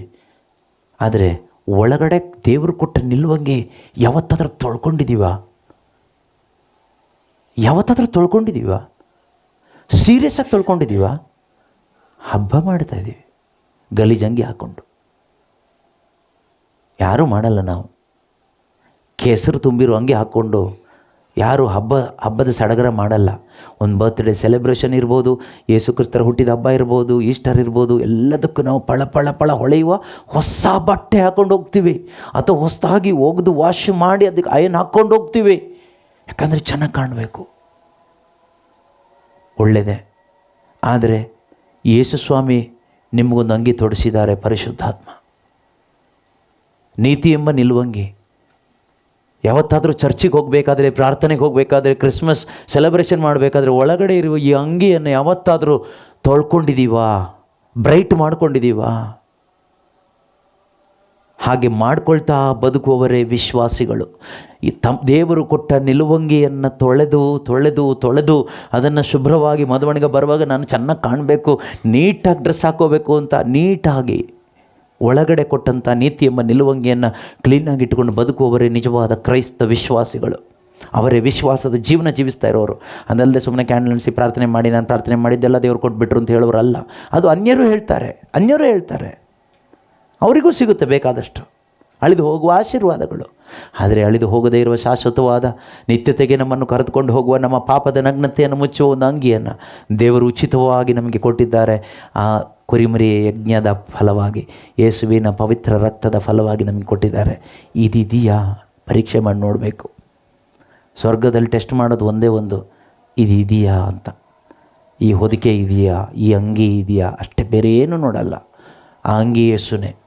ಅದನ್ನೇ ಯೇಸು ಹೇಳಿದ್ದು, ತಮ್ಮ ನಿಲುವಂಗಿಯನ್ನು ತೊಳೆದು ಶುಭ್ರವಾಗಿಟ್ಟುಕೊಂಡಿರುವವರು ಭಾಗ್ಯವಂತರು, ಜೀವವೃಕ್ಷದ ಫಲವನ್ನು ಸವಿಯುವ ಹಕ್ಕು ಅವರಿಗಿರುತ್ತದೆ. ಹೆಬ್ಬಾಗಿಲಿನ ಮೂಲಕ ಅವರು ನಗರವನ್ನು ಸೇರುವವರು. ಆದರೆ 15ನೇ ವಾಕ್ಯ ಹೇಳುತ್ತೆ, ಶುನಕ ಸಮಾನರು. ಏನು ಶುನಕ ಸಮಾನರು ಅಂದರೆ? ಶುನಕ ಅಂದ್ರೇನು? ಡಾಗ್ಸ್, ನಾಯಿಗೆ ಸಮಾನರು ಅಂತ. ಏನಪ್ಪ ದೇವರು ಈ ರೀತಿ ಎಲ್ಲ ಕರೀತಾ ಇದ್ದಾರಲ್ಲ ಮನುಷ್ಯರನ್ನ ಅಂತ. ಯಾರನ್ನ ನಾಯಿಗೆ ಸಮಾನರು ಅಂತ ಕರೆದಿದ್ದಾರೆ ದೇವರು? ಇಲ್ಲಿ ಶುನಕ ಸಮಾನರು ಅಂತ ಯಾರು ಹೇಳ್ತಾ ಇದ್ದಾರೆ? ಪವಿತ್ರ ಭರಿತನಾಗಿ ಯೋವಾನರು ಹೇಳ್ತಾ ಇದ್ದಾರೆ. ಓಕೆ, ಅದಕ್ಕಿಂತ ಮುಂಚೆ ಯೇಸುನೇ ಹೇಳ್ತಾ ಇದ್ದೆ, ನಾನು ಹೇಳ್ತಾ ಇದ್ದೀನಿ ಯೇಸು ಸ್ವಾಮಿ ಹೇಳೋದನ್ನು ಕೇಳು ಅಂತ. ಇದೇ ರೀತಿ ಇನ್ನೊಂದು ಮಾತನ್ನು ಪೌಲರು ಹೇಳ್ತಾರೆ, ಫಿಲಿಪಿಯರಿಗೆ ಬರೆದ ಪತ್ರಿಕೆ 3ನೇ ಅಧ್ಯಾಯ 2ನೇ ವಾಕ್ಯ ಅನಿಸುತ್ತೆ, ಅಲ್ಲಿ ಹೇಳ್ತಾರೆ ನಾಯಿಗಳಿಗೆ ಸಮಾನರು ಅಂತ ಹೇಳ್ತಾರೆ. ಬಿವೇರ್ ಆಫ್ ಡಾಗ್ಸ್, ನಾಯಿಗಳ ಬಗ್ಗೆ ಎಚ್ಚರವಾಗಿರಿ ಅಂತ ಹೇಳ್ತಾರೆ. ಆಗ ನಾಯಿನ ಬಗ್ಗೆ ಸ್ವಲ್ಪ ನಾವು ಸ್ಟಡಿ ಮಾಡಬೇಕಲ್ವಾ? ಯಾರನ್ನ ನಾಯಿ ಅಂತ ಕರೀತಾ ಇದ್ದಾರೆ ಅವರು? ಇಲ್ಲಿ ಅಲ್ಲಿ ಎಲ್ಲ ಯಾರು ಈ ನಾಯಿಗಳು? ನಾವು ಮನೇಲಿ ಸಾಕ್ತೀವಲ್ಲ ನಾಯಿನ? ಅಲ್ಲ. ಬೀದಿ ನಾಯಿನ? ಅಲ್ಲ. ಮತ್ತು ಯಾರು? ಹೇಳಿದರೆ ನಿಮಗೆ ಬೇಜಾರು ಕೋಪ ಆಗ್ಬೋದೇನೋ, ಆದರೆ ಹೇಳ್ತೀನಿ, ನಿಮಗೆ ಬೇಜಾರಾದರೂ ಪರವಾಗಿಲ್ಲ, ಕೋಪ ಬಂದರೂ ಪರವಾಗಿಲ್ಲ, ಆದರೆ ಸತ್ಯ ಹೇಳೋದು ಹೇಳಲೇಬೇಕಲ್ವಾ? ಯಾರು ಶುನಕ ಸಮಾನರು, ಯಾರು ನಾಯಿಗಳಿಗೆ ಸಮಾನರು, ಯಾರನ್ನ ಪೌಲ ಮತ್ತು ಯೋವಾನರು ನಾಯಿಗಳು ಅಂತ ಇಲ್ಲಿ ಸೂಚಿಸಿ ಬರೆದಿರೋದು ಕೇಳಿದರೆ, ಯಾರು ಕ್ರಿಸ್ತನಿಗೆ ಮಹತ್ವವನ್ನು ಕೊಡದೆ ಧಾರ್ಮಿಕತೆಗೆ, ರಿಲಿಜಿಯಾಸಿಟಿ, ಅವರ ಧಾರ್ಮಿಕಾಚಾರ ವಿಚಾರಗಳಿಗೆ ಅಧಿಕ ಪ್ರಾಧಾನ್ಯತೆ ಕೊಟ್ಟು ಬದುಕ್ತಾರೆ. ಕ್ರಿಸ್ತನಿಗೆ ಪ್ರಾಧಾನ್ಯತೆ ಇಲ್ಲ. There is no importance for Christ. For Christ there is no value at all. ಕ್ರಿಸ್ತನಿಗೆ ಬೆಲೆನೇ ಇಲ್ಲ, ಬಾಯಲ್ಲಿ ಮಾತ್ರ ಏಸು ಏಸು. ಆದರೆ ಸಂಪ್ರದಾಯ ಮುಖ್ಯ. ಸಂಪ್ರದಾಯ, ಆಚಾರ ವಿಚಾರಗಳು, ಬಾಹ್ಯಾಚರಣೆಗಳು, ಅದು ತುಂಬ ಮುಖ್ಯ. ಸುನ್ನತಿ ಮಾಡಿಸ್ಕೊಂಡಿದ್ಯಾ? ಮಾಡಿಸ್ಕೊಳ್ಳೇಬೇಕು, ಇಲ್ಲಾಂದರೆ ನೀನು ಯಹೂದ್ಯನಾಗಕ್ಕಾಗಲ್ಲ. ಅಂಥವ್ರನ್ನ ಪೌಲರು ಹೇಳ್ತಾರೆ ಅವರು ನಾಯಿಗಳು. They are dogs. Beware of such religious dogs. ಧಾರ್ಮಿಕ ನಾಯಿಗಳ ಬಗ್ಗೆ ಎಚ್ಚರವಾಗಿರಿ ಅಂತ. Outsiders, they are not in Christ, they are outside of Christ. ಸಾಧಾರಣ ನಾಯಿಗಳನ್ನ ನಾವು ಮನೆ ಒಳಗಡೆ ಸೇರಿಸಲ್ಲ, ಮನೆ ಹೊರಗಡೆ ಇಡ್ತೀವಿ ಅಲ್ವಾ? ಈಗ ಪ್ರಪಂಚ ಚೇಂಜ್ ಆಗಿದೆ. ಈಗ ನಾಯಿ ಒಳಗಡೆ, ವಯಸ್ಸಾದ ಅಪ್ಪ ಅಮ್ಮ ಹೊರಗಡೆ, ಅಜ್ಜ ಅಜ್ಜಿ ಹೊರಗಡೆ, ನಾಯಿ ಜರ್ಮನ್ ಶೆಪರ್ಡ್ ಒಳಗಡೆ. ನಿಮ್ಮ ಮನೇಲಲ್ಲ, ಅನೇಕ ಮನೆಗಳಲ್ಲಿ, ಕ್ರೈಸ್ತ ಕುಟುಂಬಗಳಲ್ಲಿ ನೋಡಿದರೆ ಅದೇ ಪರಿಸ್ಥಿತಿ. ಅನಾಥಾಶ್ರಮದಲ್ಲಿ ಇರ್ತಾರೆ. ನಾಯಿ ಎಲ್ಲಿದೆ? ನಾಯಿ ಮನೇಲಿ 3-4 ನಾಯಿಗಳು. ವಯಸ್ಸಾದ ಅಪ್ಪ ಅಮ್ಮ ಅಜ್ಜ ಅಜ್ಜಿ ಅತ್ತೆ ಮಾವ ಅನಾಥಾಶ್ರಮದಲ್ಲೋ ಆಸ್ಪತ್ರೆಯಲ್ಲೋ ಎಲ್ಲೋ ಮನೆಯಲ್ಲಿ ನಾಯಿನ ಕಟ್ಟಾಕೋ ಒಂದು ಮೂಲೆಯಲ್ಲಿ. ನಾಯಿ ಎಲ್ಲಿದೆ? ಇವ್ರ ಬೆಡ್ರೂಮಲ್ಲಿ. ಎಂಥ ಪೈಶಾಚಿಕ ಕೃತ್ಯಗಳು ಕ್ರೈಸ್ತ ಕುಟುಂಬಗಳಲ್ಲಿ ಇವತ್ತು ನಡೀತಾ ಇದೆ. ನಿಮ್ಮ ಕುಟುಂಬಗಳಲ್ಲಿ ಆ ರೀತಿ ಇದೆಯಾ? ನನಗೆ ಗೊತ್ತಿಲ್ಲ, ನಿಮ್ಮ ಪರಿಸ್ಥಿತಿ ಹೇಗಿದೆ ಅಂತ. ಆದರೆ ಆ ನಾಯಿಗಳ ಬಗ್ಗೆ ಅಲ್ಲ ಇಲ್ಲಿ ಹೇಳ್ತಾ ಇರೋದು. ಇಲ್ಲಿ ಹೇಳ್ತಾ ಇರೋದು, ಪೌಲರು ಹೇಳ್ತಾ ಇರೋದು ಮತ್ತು ಯೋಹಾನರು ಹೇಳ್ತಾ ಇರೋದು, ಕ್ರಿಸ್ತನಿಗೆ ಕೊಡಬೇಕಾದ ಪ್ರಾಮುಖ್ಯತೆಯನ್ನು ಕೊಡದೆ ಧಾರ್ಮಿಕತೆಗೆ, ರಿಲಿಜಿಯಾಸಿಟಿ, ನಮಗೆ ಸಂಪ್ರದಾಯ ಮುಖ್ಯ, ಈ ಆಚಾರ ವಿಚಾರಗಳೇ ಮುಖ್ಯ ಅಂತ ಅನೇಕರು ಇದ್ದಾರೆ. ಅಂಥವರಿಗೆ they are outsiders. They are outside of Christ. They are outside of haven. They are outside of Kingdom of god. ಅವರು ದೇವರ ರಾಜ್ಯದಿಂದ ಹೊರಗಡೆ ಇರುವವರು. ಆ ರೀತಿ ನಾಯಿಗಳು ಅಂದರೆ ಹೊರಗಡೆ ಇರುವವರು, ಒಳಗಡೆ ಇರೋರು ಅಲ್ಲ ಅನ್ನೋ ಅರ್ಥದಲ್ಲಿ ಹೇಳಿರೋದು. ಅದರಲ್ಲಿ ಬೇರೆ ಥರ ಅಲ್ಲ. ಇಲ್ಲಿ ಹೇಳೋದು ಶುನಕ ಸಮಾನರು ಅಂದರೆ ನಾಯಿಗೆ ಸಮಾನವಾದರು. Outside are the dogs. ಕ್ಲೀನಾಗಿ ಇಂಗ್ಲೀಷಲ್ಲಿ ಕರೆಕ್ಟಾಗಿ ಇದೆ ನೋಡಿ. ಔಟ್ಸೈಡ್ ಆರ್ ದ, ಯಾವುದರಿಂದ ಔಟ್ಸೈಡ್? ಸ್ವರ್ಗ ರಾಜ್ಯದಿಂದ ಹೊರಗಡೆ. ಒಳಗಡೆ ಯಾರು? ಬಟ್ಟೆ ಹಾಕ್ಕೊಂಡಿರೋರು ಮಕ್ಕಳು. ಯಾವ ಬಟ್ಟೆ? ದೇವರು ನಿನಗೆ ವಿಶ್ವಾಸ ಇಟ್ಟಾಗ ಕೊಟ್ಟ ನೀತಿ ಎಂಬ ನಿಲುವಂಗಿ, ರಕ್ಷಣೆ ಎಂಬ ಅಂಗಿ, ಹರಿದು ಹೋಗದೇ ಇರುವ ಅಂಗಿ. ಆದರೆ ಈ ಲೋಕದಲ್ಲಿ ಬದುಕುವಾಗ ಕೊಳೆ ಆಗುತ್ತೆ. ಆವಾಗ ವಾಶ್ ಮಾಡ್ತಾ ಇರಬೇಕು. ಯಾವುದ್ರಲ್ಲಿ ವಾಶ್ ಮಾಡಬೇಕು? ಯಾವ್ದು ಡಿಟರ್ಜೆಂಟ್ ಅದು? ಯೇಸುವಿನ ರಕ್ತದಿಂದ ತೊಳಿತಾ ಇರಬೇಕು. ಪಶ್ಚಾತ್ತಾಪದ ಹೃದಯ ಯೇಸುವಿನ ರಕ್ತ. ಪಶ್ಚಾತ್ತಾಪ ಪಡುವಾಗಲೆಲ್ಲ ಯೇಸುವಿನ ರಕ್ತ ಅದನ್ನು ಕ್ಲೀನ್ ಮಾಡ್ತಾ ಇರುತ್ತೆ. ಸೊ ಯೇಸುವಿನ ರಕ್ತದಿಂದ ತೊಳೆಯಲ್ಪಟ್ಟವರಾಗಿ ನಾವೀಗ ಕಾಯ್ತಾ ಇರಬೇಕು ಈ ಅಂಗಿ ಹಾಕ್ಕೊಂಡು. ಮದುವಣಿಗೆ ಬರ್ತಾನೆ ಅಂತ. ಭಾಗ್ಯವಂತರಲ್ವಾ? ಯಾಕೆಲ್ಲರೂ ಬೇಜಾರಲ್ಲಿದ್ದೀರಾ? ಅಂಗಿ ಹಾಕ್ಕೊಂಡಿಲ್ವೇನೋ ಅದಕ್ಕೆ? ಓಕೆ, ಅಂಗಿ ಇಲ್ಲ ಅಂದರೆ ಅಂಗಿ ಸಿಗುತ್ತೆ. ಓಕೆ, ಯೇಸುನೇ ಕೊಡಬೇಕಿದ್ದು. ಇದು ಮನುಷ್ಯನ ಕೊಡೋಕ್ಕಾಗಲ್ಲ. ಇದು ಯಾವುದೋ ಕರಿಸ್ಮ್ಯಾಟಿಕ್ ಬ್ರದರ್ ಕೊಡಲ್ಲ, ಫಾದರು ಕೊಡಲ್ಲ, ಪಾಸ್ಟ್ರು ಕೊಡಲ್ಲ. ಇದು ಎಲ್ಲೋ ದೀಕ್ಷಾ ಸ್ನಾನದಲ್ಲ ಅಲ್ಲಿ ಇಲ್ಲಿ ಮುಳುಗಿದ್ರೆ ಸಿಗುವಂಥದ್ದು ಅಲ್ಲ. ಇದು ಎಲ್ಲೂ ಸಿಗೋಲ್ಲ. ಇದು ಯೇಸು ಕ್ರಿಸ್ತರು ಕೊಡೋದು. ಶುಭವಾರ್ತೆ ಆಲಿಸಬೇಕು, ಪಶ್ಚಾತ್ತಾಪ ಪಡಬೇಕು. ದೇವರ ಹೃದಯ ನೋಡ್ತಾರೆ, ಅಲ್ಲೇ ಬಂದು ಕೊಡ್ತಾರೆ. ಎಲ್ಲಿದೆಯೋ ಅಲ್ಲೇ ಕೊಡ್ತಾರೆ. ಜಾಗ ಏನು ಬೇಕಾಗಿಲ್ಲ. ಅದು ಪಶ್ಚಾತ್ತಾಪ ಇಲ್ಲದೆ ನಾವು ಚರ್ಚಲ್ಲಿ ಹೋಗಿ ನಿಂತ್ಕೊಂಡು ಫರಿಸಾಯನ ಥರ ಪ್ರಾರ್ಥನೆ ಮಾಡಿದರೂ ಏನೂ ಪ್ರಯೋಜನ ಇಲ್ಲ. ಫರಿಸಾಯ ಒಳಗಡೆ ಬಂದು ಪೀಠದ ಹತ್ರ ನಿಂತ್ಕೊಂಡ. ಅವನ ಪಾಪ ಕ್ಷಮೆ ಪಡ್ಕೊಳ್ದೆ ಹೋದ. ಸುಂಕ ವಸೂಲಿ ಅವನು ಚರ್ಚ್ ಒಳಗಡೆನೇ ಬರಲಿಲ್ಲ. ಅಯ್ಯಯ್ಯೋ, ಈ ದೇವಾಲಯದ ಒಳಗಡೆ ಬರೋ ಯೋಗ್ಯತೆಯೂ ಇಲ್ಲ, ತಲೆ ಎತ್ತಕ್ಕೂ ಯೋಗ್ಯತೆ ಇಲ್ಲ ಅಂತ ಹೊರಗಡೆನೇ ನಿಂತ್ಕೊಂಡು ತಲೆ ತಗ್ಗಿಸ್ಕೊಂಡು ಪಶ್ಚಾತ್ತಾಪ ಪಟ್ಟು ಹಾಗೆ ವಾಪಸ್ ಹೋದ. ಯೇಸು ಹೇಳ್ತಾರೆ, ಪಾಪ ಕ್ಷಮೆ ಪಡ್ಕೊಂಡು ಅಂಗಿ ತೊಟ್ಕೊಂಡು ಹೋದವನು ಇವನು, ಹೊರಗಡೆಯಿಂದ ಹೋದವನು. ಒಳಗಡೆ ಬಂದು ಕಾಣಿಕೆ ಹಾಕಿ ದಶಾಂಶದ ಬಗ್ಗೆ ಎಲ್ಲ ಲಿಸ್ಟ್ ಕೊಟ್ಟು ಅಲ್ಲೆಲ್ಲ ಹೇಳಿ ಪ್ರೈಸಲೋಡು ಹೇಳಿ ಮುತ್ತಿಟ್ಟು ಹೋದವನು ಅಂಗಿ ಇಲ್ಲದೆ ಹೋದ. ನಮ್ಮಲ್ಲೂ ಎಷ್ಟೋ ಜನ ಆ ರೀತಿ ಭಾನುವಾರ ಹೋಗಿ ಬರ್ತೀವಿ. ಥಿಂಕ್ ಮಾಡಬೇಕು ಪ್ರೀತಿಯ ಸಹೋದರ ಸಹೋದರಿಯರೇ, ಇದು ಆತ್ಮಕ್ಕೆ ಸಂಬಂಧಪಟ್ಟ ವಿಷಯ, ನಿತ್ಯತೆಗೆ ಸಂಬಂಧಪಟ್ಟ ವಿಷಯ, ಈ ಲೋಕದ ಜೀವನಕ್ಕೆ ಸಂಬಂಧಪಟ್ಟಿದ್ದ ವಿಷಯ ಅಲ್ಲ. ಅದರಿಂದ ಈ ವಿಷಯದಲ್ಲಿ, ನಮ್ಮ ನಿತ್ಯತೆಗೆ ಸಂಬಂಧಪಟ್ಟ ವಿಷಯದಲ್ಲಿ ನಾವು ಹೆಚ್ಚು ಕಾಳಜಿ ಉಳ್ಳವರಾಗಬೇಕು. Outsiders are the dogs and sorcerers and fornicators and murderers and idolaters. ನೋಡಿ, ಶುನಕ ಸಮಾನರು, ಮಾಟ ಮಂತ್ರಗಾರರು, ಕಾಮುಕರು. ಕಾಮುಕತನ ಇದೆಯಾ ನಮ್ಮಲ್ಲಿ? ಇಲ್ಲ ಅಂತ ಹೇಳೋಕ್ಕಾಗಲ್ಲ. ಎಲ್ಲ ಥರದ ಕಾಮುಕತನ ಇದೆ. ಕಣ್ಣಿನ ಕಾಮುಕತನ ನೋಡಿದ್ದೆಲ್ಲ ನಮಗೆ ಬೇಕು ಅನ್ಸುತ್ತಲ್ವಾ? ನೋಡಿದ್ದೆಲ್ಲ ನಮಗೆ ಇಷ್ಟ ಆಗುತ್ತಾ? ಮೊಬೈಲ್ ಫೋನ್ ನೋಡಿದಾಗ ಇಷ್ಟ ಆಗುತ್ತೆ, ಒಂದು ವಾಚ್ ನೋಡಿದಾಗ ಇಷ್ಟ ಆಗುತ್ತೆ, ಒಂದು ಹುಡುಗಿನ ನೋಡಿದಾಗ, ಹುಡುಗನ ನೋಡಿದಾಗ, ಅದು ನೋಡಿದಾಗ, ಇದು ನೋಡಿದಾಗ ನೋಡಿದ್ದೆಲ್ಲ ಇಷ್ಟ ಆಗುತ್ತೆ. ಎಷ್ಟು ಕಾಸ್ಟ್ಲಿ ಆದರೂ ಪರವಾಗಿಲ್ಲ, ದುಡ್ಡು ಕೊಟ್ಟು ತೊಗೊಂಡು ಬರ್ತೀವಿ, ಇನ್ಸ್ಟಾಲ್ಮೆಂಟ್ ಮೇಲಾದರೂ ತೊಗೊಂಡು ಬರ್ತೀವಿ. ನಮಗೆ ಅಗತ್ಯ ಇರೋದಲ್ಲ, ನಮಗೆ ಇಷ್ಟ ಆಯಿತು, ನಾವು ಹಾಗೆ ಬ್ರದರ್ ನಮ್ಗೆ ಇಷ್ಟ ಆಗಿದ್ದು ನಾವು ಕಷ್ಟಪಟ್ಟಾದರೂ ತೊಗೊಳ್ತೀವಿ. ಅದೇ ಕಾಮುಕತನ. ಎಸ್, ಶುನಕ ಸಮಾನರು, ಮಾಟ ಮಂತ್ರಗಾರರು, ಕಾಮುಕರು, ಕೊಲೆಗಾರರು. ಕೊಲೆಗಾರರು ಅಂದರೆ ಬೈಬಲ್ ಪ್ರಕಾರ ಸಹೋದರನ ಮೇಲೆ ದ್ವೇಷ ಇಡುವವನು ಕೊಲೆಗಾರ ಅಂತ ಬೈಬಲ್ ಹೇಳುತ್ತೆ. ಚಾಕುನೇ ಹಾಕಬೇಕು ಅಂತ ಇಲ್ಲ. ದ್ವೇಷದಲ್ಲಿ ಬದುಕುವವರು ಕೊಲೆಗಾರರು. ವಿಗ್ರಹ ಆರಾಧಕರು, ವಿಗ್ರಹಗಳನ್ನ ಇಟ್ಕೊಂಡು ಇದೇ ದೇವರು ಅಂತ ವಿಗ್ರಹಗಳನ್ನ ಪೂಜಿಸ್ತಾ ಬದುಕುವವರು ವಿಗ್ರಹಾರಾಧಕರು. ಅಸತ್ಯವಾದಿಗಳು, ಸತ್ಯಕ್ಕೆ ವಿರುದ್ಧವಾಗಿ ಸತ್ಯನೇ ಇಲ್ಲ ಜೀವನ, ಬಾಯಿ ಬಿಟ್ಟರೆ ಸುಳ್ಳು. ಸುಳ್ಳು ಯಾಕೆ ಹೇಳ್ತೀವಿ? ಸಂಪಾದನೆಗೋಸ್ಕರ. ಇವತ್ತು ಪ್ರಪಂಚದಲ್ಲಿ ನೋಡಿ, ಎಲ್ಲ ಕಡೆ ದುಡ್ಡು ಬೇಕು, ದುಡ್ಡಿಗೋಸ್ಕರ ಸುಳ್ಳು. ಬೆಳಗಿಂದ ಸಂಜೆ ತನಕ ಬರೀ ಸುಳ್ಳೆ. ಈ ಬಿಸ್ನೆಸ್ ಅಂದರೆ ಪೂರ್ತಿ ಸುಳ್ಳೆ ಅಲ್ವಾ? ಸತ್ಯ ಏನಿದೆ ಅದರಲ್ಲಿ? ಯೋಚನೆ ಮಾಡಿ ನೋಡಿ ಅಲ್ವಾ?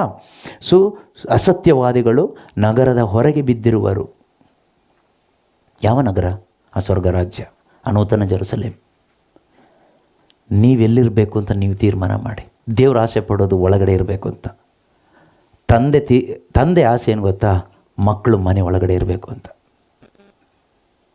ತಂದೆ ಆಸೆ ಪಡೋದಿಲ್ಲ ಮಕ್ಕಳು ನಾಯಿಗಳಿರೋ ಜಾಗದಲ್ಲಿ ಇರಬೇಕು, ನಾಯಿ ಒಳಗಡೆ ಇರಬೇಕು ಅಂತ. ಒಳ್ಳೆ ತಂದೆ ಆಸೆ ಪಡೋದಿಲ್ಲ.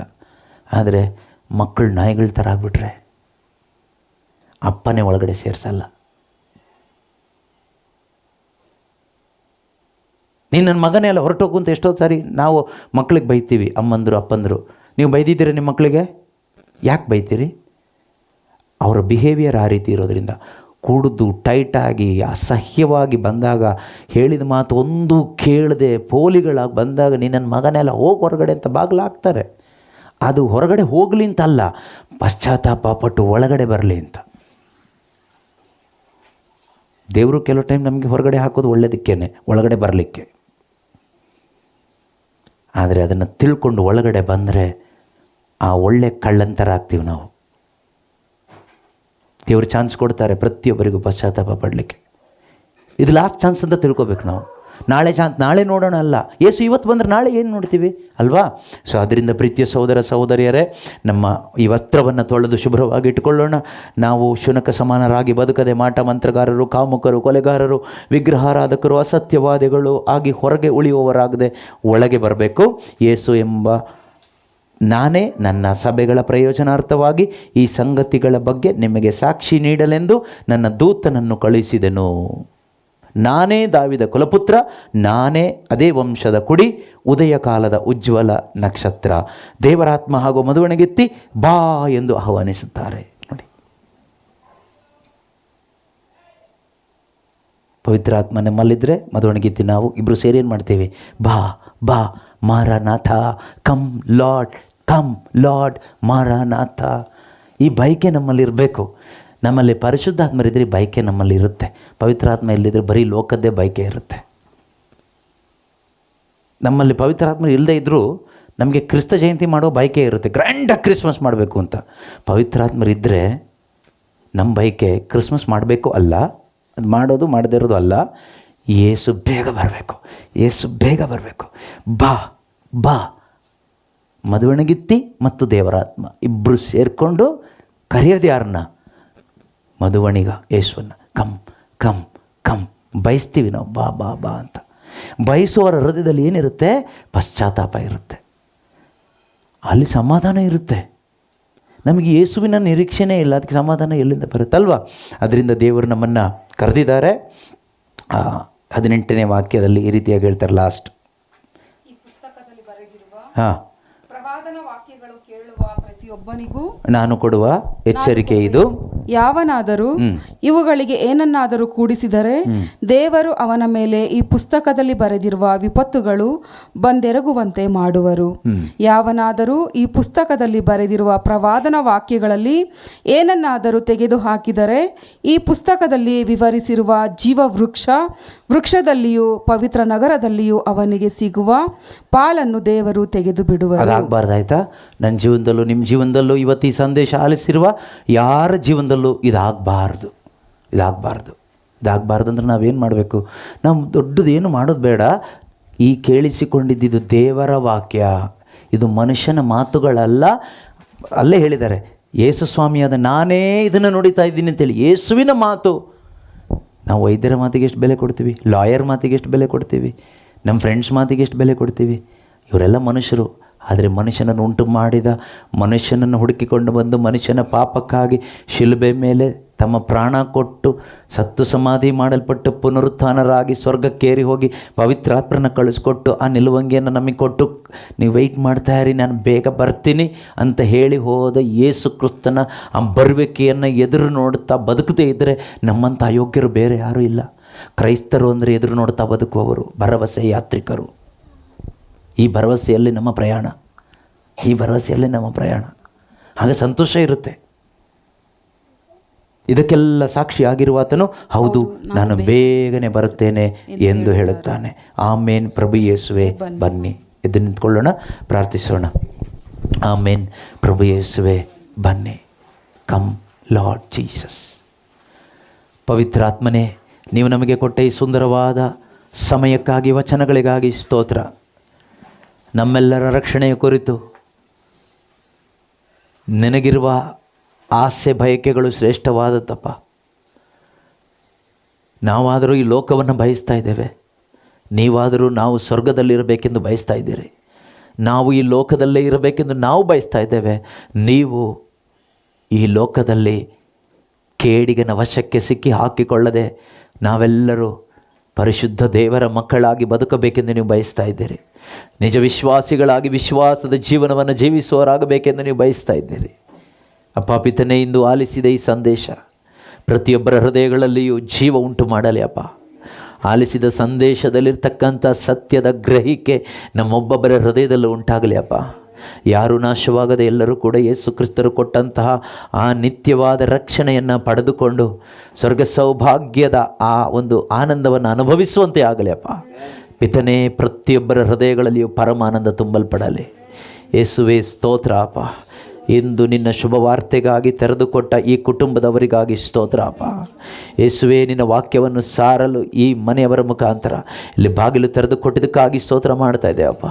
ಅಂದು ಜಕ್ಕಾಯೇನು ಸಂತೋಷದಿಂದ ನಿಮ್ಮನ್ನು ಬರಮಾಡಿಕೊಂಡಾಗ ನೀವು ಆ ಮನೆಗೆ ಹೇಳಿದ ಒಂದು ಆಶೀರ್ವಾದದ ಮಾತಾಗಿದೆ. ಇಂದು ಈ ಮನೆ ರಕ್ಷಣೆ ಹೊಂದಿತು ಎಂದು ಯೇಸುವಿನ ನಾಮದಲ್ಲಿ ನಾವು ಹೇಳ್ತಾ ಇದ್ದೇವೆ. ಇಂದು ಈ ಮನೆ ಉದ್ಧಾರ ಆಯಿತು, ಈ ಮನೆಗೆ ರಕ್ಷಣೆ ಬಂದಾಯಿತು. ಈ ಮನೆಯ ವಿಶ್ವಾಸದ ಮುಖಾಂತರ ಇವರಲ್ಲಿ ರಕ್ಷಣೆ ಬಂದಿದೆಯಪ್ಪ. ಕರ್ತನಾದ ದೇವರೇ, ರಕ್ಷಣೆಯನ್ನು ತಂದುಕೊಟ್ಟ ನಿಮ್ಮ ಮಹಾಕೃಪೆಗಾಗಿ ಸ್ತೋತ್ರ. ಯೇಸುವೇ ವಂದನೆ.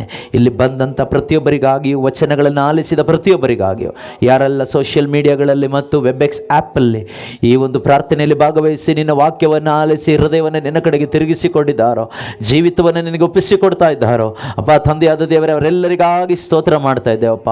ಅವರ ಜೀವಿತದ ಮುಖಾಂತರ ನಿನ್ನ ನಾಮ ಮಹಿಮೆ ಹೊಂದಲಿ ಅಪ್ಪ. ನಿಜವಾದ ಒಂದು ನಿರೀಕ್ಷೆ ಉಳ್ಳವರಾಗಿ ಜೀವಿಸಲು ಬೇಕಾದ ಕೃಪೆಯನ್ನು ನಮ್ಮೊಬ್ಬೊಬ್ಬರಿಗೂ ನೀವು ಕೊಟ್ಟಿದ್ದಕ್ಕಾಗಿ ಸ್ತೋತ್ರ ಅಪ್ಪ.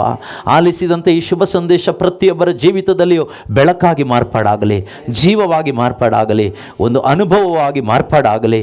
ಯೇಸುವೆ, ಈ ಶುಭ ಸಂದೇಶ ಇವರೊಬ್ಬೊಬ್ಬರ ಮುಖಾಂತರ ಅನೇಕರನ್ನು ತಲುಪಲಿ ಅಪ್ಪ, ಅನೇಕ ಕಡೆಗಳಿಗೆ ತಲುಪಲಿ ಅಪ್ಪ. ಅನೇಕರು ಈ ಶುಭ ಸಂದೇಶವನ್ನು ಆಲಿಸಿ ನಿತ್ಯ ರಕ್ಷಣೆಯನ್ನು ಪಡೆದುಕೊಳ್ಳುವಂತೆ ಆಗಲಿ ಅಪ್ಪ. ನೀವು ನಿಮ್ಮ ಒಬ್ಬನೇ ಮಗನ ಧಾರೆ ಎರೆದಿದ್ದು ಯಾರೂ ನಾಶವಾಗಬಾರದು, ಎಲ್ಲರೂ ಪುತ್ರನಲ್ಲಿಟ್ಟ ವಿಶ್ವಾಸದ ಮುಖಾಂತರ ನಿತ್ಯ ಜೀವ ಪಡೆದುಕೊಳ್ಳಬೇಕು ಎಂಬುದೇ ನಿಮ್ಮ ಇಚ್ಛೆ ಆಗಿದೆ ಅಪ್ಪ. ನಿಮ್ಮ ಇಚ್ಛೆ ಇಲ್ಲಿರುವ ನಮ್ಮೊಬ್ಬೊಬ್ಬರ ಮುಖಾಂತರವಾಗಿ ನೆರವೇರಲಿ ಸ್ವಾಮಿ. ಈ ಕುಟುಂಬದವರ ಮುಖಾಂತರ ಇನ್ನೂ ಹೆಚ್ಚಾಗಿ ನೆರವೇರಲಿ ಅಪ್ಪ. ಇಲ್ಲಿರ್ತಕ್ಕಂಥ ಸಭೆಯ ಮುಖಾಂತರ ನೆರವೇರಲಿ ಅಪ್ಪ. ಇಲ್ಲಿನ ಎಲ್ಲ ಕ್ರೈಸ್ತ ಕುಟುಂಬಗಳ ಮುಖಾಂತರವಾಗಿ ನಿಮ್ಮ ರಕ್ಷಣೆಯ ಸಂದೇಶ ಹಬ್ಬಿ ಹರಡುವಂತೆ ಆಗಲಿ ಅಪ್ಪ. Thank you Jesus, hallelujah. ತಂದೆಯಾದ ದೇವರೇ, ಯಾರೆಲ್ಲ ಅನಾರೋಗ್ಯದಿಂದ ಇಲ್ಲಿ ಬಳಲ್ತಾ ಇದ್ದಾರೋ ಯೇಸು ನಾಮದಲ್ಲಿ ಅವರಲ್ಲಿ ಸೌಖ್ಯ ಉಂಟಾಗಲಿ ಎಂದು ಪ್ರಾರ್ಥಿಸ್ತಾ ಇದ್ದೇವೆ. ನಿನ್ನ ವಾಕ್ಯವೇ ಸೌಖ್ಯದಾಯಕವಾಗಿದೆಯಪ್ಪ. ನಿನ್ನ ವಾಕ್ಯವನ್ನು ಆಲಿಸಿ ವಿಶ್ವಾಸ ಇಡುವಾಗ ಕರ್ತನಾದ ದೇವರೇ, ಅವರಿಗೆ ಪಾಪ ಕ್ಷಮೆ, ರೋಗ ಸೌಖ್ಯ ಕೊಡುವುದಾಗಿ ನೀನು ಕಾರ್ಯ ಮಾಡಿ ಹೇಳಿದ್ಯಾ ಸ್ವಾಮಿ. ಅದಕ್ಕಾಗಿ ನಿಮಗೆ ಸ್ತೋತ್ರ ಮಾಡ್ತಾ ಇದ್ದೇವಪ್ಪ. ಅಂದು ಹೊತ್ತುಕೊಂಡು ಬಂದಂಥ ಪಾರ್ಶ್ವವಾಯು ರೋಗಿಗೆ ನೀವು ಹೇಳಿದ ಮಾತಾಗಿದೆ, ನಿನ್ನ ಪಾಪಗಳನ್ನು ಕ್ಷಮಿಸಲಾಗಿದೆ, ಎದ್ದು ನಡೆ, ನಿನ್ನ ಹಾಸಿಗೆ ನೆತ್ತಿಕೊಂಡು ಎಂದು. ಹೌದಪ್ಪ ಕರ್ತನೆ, ಆತನ ಪಾಪವನ್ನು ಕ್ಷಮಿಸಿ ರೋಗ ಸೌಖ್ಯವನ್ನು ನೀನು ಕೊಟ್ಟಿದ್ದೀಯಪ್ಪ ನಿನ್ನ ವಾಕ್ಯೋಪದೇಶದ ಮುಖಾಂತರವಾಗಿ. ಇಂದು ಕೂಡ ಯಾರೆಲ್ಲ ನಿನ್ನ ವಾಕ್ಯವನ್ನು ಇಲ್ಲಿ ಆಲಿಸಿದ್ದಾರೋ, ಹೃದಯವನ್ನೇ ನನ್ನ ಕಡೆಗೆ ತಿರುಗಿಸಿದ್ದಾರೋ, ಅವರ ಹೃದಯದಲ್ಲಿ ಉಜ್ಜೀವನವನ್ನು ಉಂಟು ಮಾಡಿದ್ದೀಯಾ, ಅವರ ಶರೀರಕ್ಕೆ ಬೇಕಾದ ಸ್ವಸ್ಥತೆಯನ್ನು ನೀನು ಕೊಟ್ಟಿದ್ದೀಯಪ್ಪ. ಅದಕ್ಕಾಗಿ ನಿಮಗೆ ಸ್ತೋತ್ರ ಮಾಡ್ತಾ ಇದ್ದೇವೆ. ನೀವು ನಿಜವಾಗಲೂ ಜೀವಿಸುವ ಶಕ್ತಿಯುಳ್ಳ ದೇವರಾಗಿದ್ದೀರಿ. ನಿಮ್ಮನ್ನು ಎದುರು ನೋಡುವವರು ಹೊಸ ಬಲವನ್ನು ಹೊಂದಿಕೊಳ್ಳುತ್ತಾರೆ ಎಂಬುದಾಗಿ ಈ ದಿನದ ವಾಚನದಲ್ಲಿ ವಾಕ್ಯ ಹೇಳುವ ಹಾಗೆ ಕರ್ತನೆ, ಯಾರೆಲ್ಲ ಈ ವಾಕ್ಯದ ಮುಖಾಂತರ ನಿಮ್ಮನ್ನು ಎದುರು ನೋಡ್ತಾ ಇದ್ದಾರೋ, ಪಶ್ಚಾತ್ತಾಪದ ಹೃದಯದಿಂದ ನಿಮ್ಮನ್ನು ಎದುರು ನೋಡ್ತಾ ಇದ್ದಾರೋ, ದೀನ ಹೃದಯದಿಂದ ನಿಮ್ಮನ್ನು ಎದುರು ನೋಡ್ತಾ ಇದ್ದಾರೋ, ಯೇಸುವೆ ಅವರಲ್ಲಿ ಹೊಸ ಬಲ ತುಂಬಲ್ಪಟ್ಟಿದೆಯಪ್ಪ. ಅದಕ್ಕಾಗಿ ನಿಮಗೆ ಸ್ತೋತ್ರ ಮಾಡ್ತಾ ಇದ್ದೇವೆ. ನಮ್ಮೊಬ್ಬೊಬ್ಬರಲ್ಲಿ ಹೊಸ ಬಲ ತುಂಬಿಸಿದ ಪರಿಶುದ್ಧಾತ್ಮನೇ ನಿಮಗೆ ಸ್ತೋತ್ರವಾಗಲಿ ಅಪ್ಪ. Thank you Jesus, praise you Jesus, hallelujah. ಯೇಸುವೆ ಸ್ತೋತ್ರ ಸ್ತೋತ್ರ ಸ್ತೋತ್ರ. ಇಲ್ಲಿ ನಡೆದಂತೆ ಈ ಪ್ರಾರ್ಥನೆ ಈ ಊರಿಗೆ ಒಂದು ಆಶೀರ್ವಾದವಾಗಲಿ ಅಪ್ಪ, ಈ ಊರಿಗೆ ಒಂದು ಆಶೀರ್ವಾದವಾಗಲಿ ತಂದೆ. Hallelujah, thank you Jesus. ಇಲ್ಲಿಂದ ಹೋಗುವಾಗ ಕರ್ತನೆ, ಪ್ರತಿಯೊಬ್ಬರು ಈ ಒಂದು ಆಶೀರ್ವಾದವನ್ನು ಹೊತ್ತುಕೊಂಡು ಹೋಗಲಿ ಅಪ್ಪ. ಅಳಿದು ಹೋಗದೇ ಇರುವ ಸ್ವರ್ಗೀಯ ಆಶೀರ್ವಾದವನ್ನು ಕ್ರಿಸ್ತನನ್ನು ಧರಿಸಿಕೊಂಡವರಾಗಿ ಹೋಗಲಿ ಅಪ್ಪ. ಕ್ರಿಸ್ತ ಯೇಸು ಎಂಬ ಸುಗಂಧವನ್ನು ಹೊತ್ತುಕೊಂಡು ಹೋಗಲಿ ಅಪ್ಪ. ಹೋಗುವ ಸ್ಥಳದಲ್ಲೆಲ್ಲ ಕ್ರಿಸ್ತ ಯೇಸುವಿನ ಸುಗಂಧವನ್ನು ಹರಡುವಂಥವರಾಗಲಿ ಸ್ವಾಮಿ. ಹಾಲೆಲೂಯಾ. ಯೇಸುವೆ ಸ್ತೋತ್ರ, ಯೇಸುವೆ ವಂದನೆ, ಯೇಸುವೆ ಆರಾಧನೆ. ಕೃಪೆಯೂ ಸಮಾಧಾನವು ಈ ಮನೆಯಲ್ಲಿಯೂ ಮನೆಯವರಲ್ಲಿಯೂ ಇಲ್ಲಿ ಬಂದಿರೋ ಪ್ರತಿಯೊಬ್ಬರಲ್ಲಿಯೂ ಕುಟುಂಬಗಳಲ್ಲಿಯೂ ಸದಾ ಇರಲಿ ಎಂದು ಯೇಸು ಕ್ರಿಸ್ತರ ಹೆಸರಿನಲ್ಲಿ ಆಶೀರ್ವದಿಸ್ತಾ ಪ್ರಾರ್ಥಿಸ್ತಾ ಇದ್ದೇವೆ ತಂದೆಯೇ, amen. Thank you Jesus, praise you Jesus, hallelujah, hallelujah, hallelujah. ಸ್ವರ್ಗದಲ್ಲಿರುವ ನಮ್ಮ ತಂದೆಯೇ, ನಿಮ್ಮ ನಾಮಕ್ಕೆ ಸ್ತೋತ್ರವಾಗಲಿ. ನಿಮ್ಮ ರಾಜ್ಯ ಬರಲಿ. ನಮ್ಮ ಅನುದಿನದ ಆಹಾರವನ್ನು ಇಂದು ನಮಗೆ ನೀಡಿರಿ. ನಮಗೆ ತಪ್ಪು ಮಾಡಿದವ್ರನ್ನ ಕ್ಷಮಿಸುವಂತೆ ನಮ್ಮ ಪಾಪಗಳನ್ನು ಕ್ಷಮಿಸಿರಿ. ಶೋಧನೆಗೆ ಒಳಗಾಗದಂತೆ ಕೇಡಿನಿಂದ ನಮ್ಮನ್ನು ರಕ್ಷಿಸಿರಿ. ಆಮೇನ್. ಪಿತನಿಗೂ ಸುತನಿಗೂ ಪರಿಶುದ್ಧಾತ್ಮರಿಗೂ ಮಹಿಮೆ ಆಗಲಿ, ಆದಿಯಲ್ಲಿದ್ದ ಹಾಗೆ ಈಗಲೂ ಯಾವಾಗಲೂ ಯುಗ ಯುಗಾಂತರಕ್ಕೂ. ಆಮೇನ್. ಎಲ್ಲರಿಗೂ ಪ್ರೈಸ್ ದ ಲಾರ್ಡ್.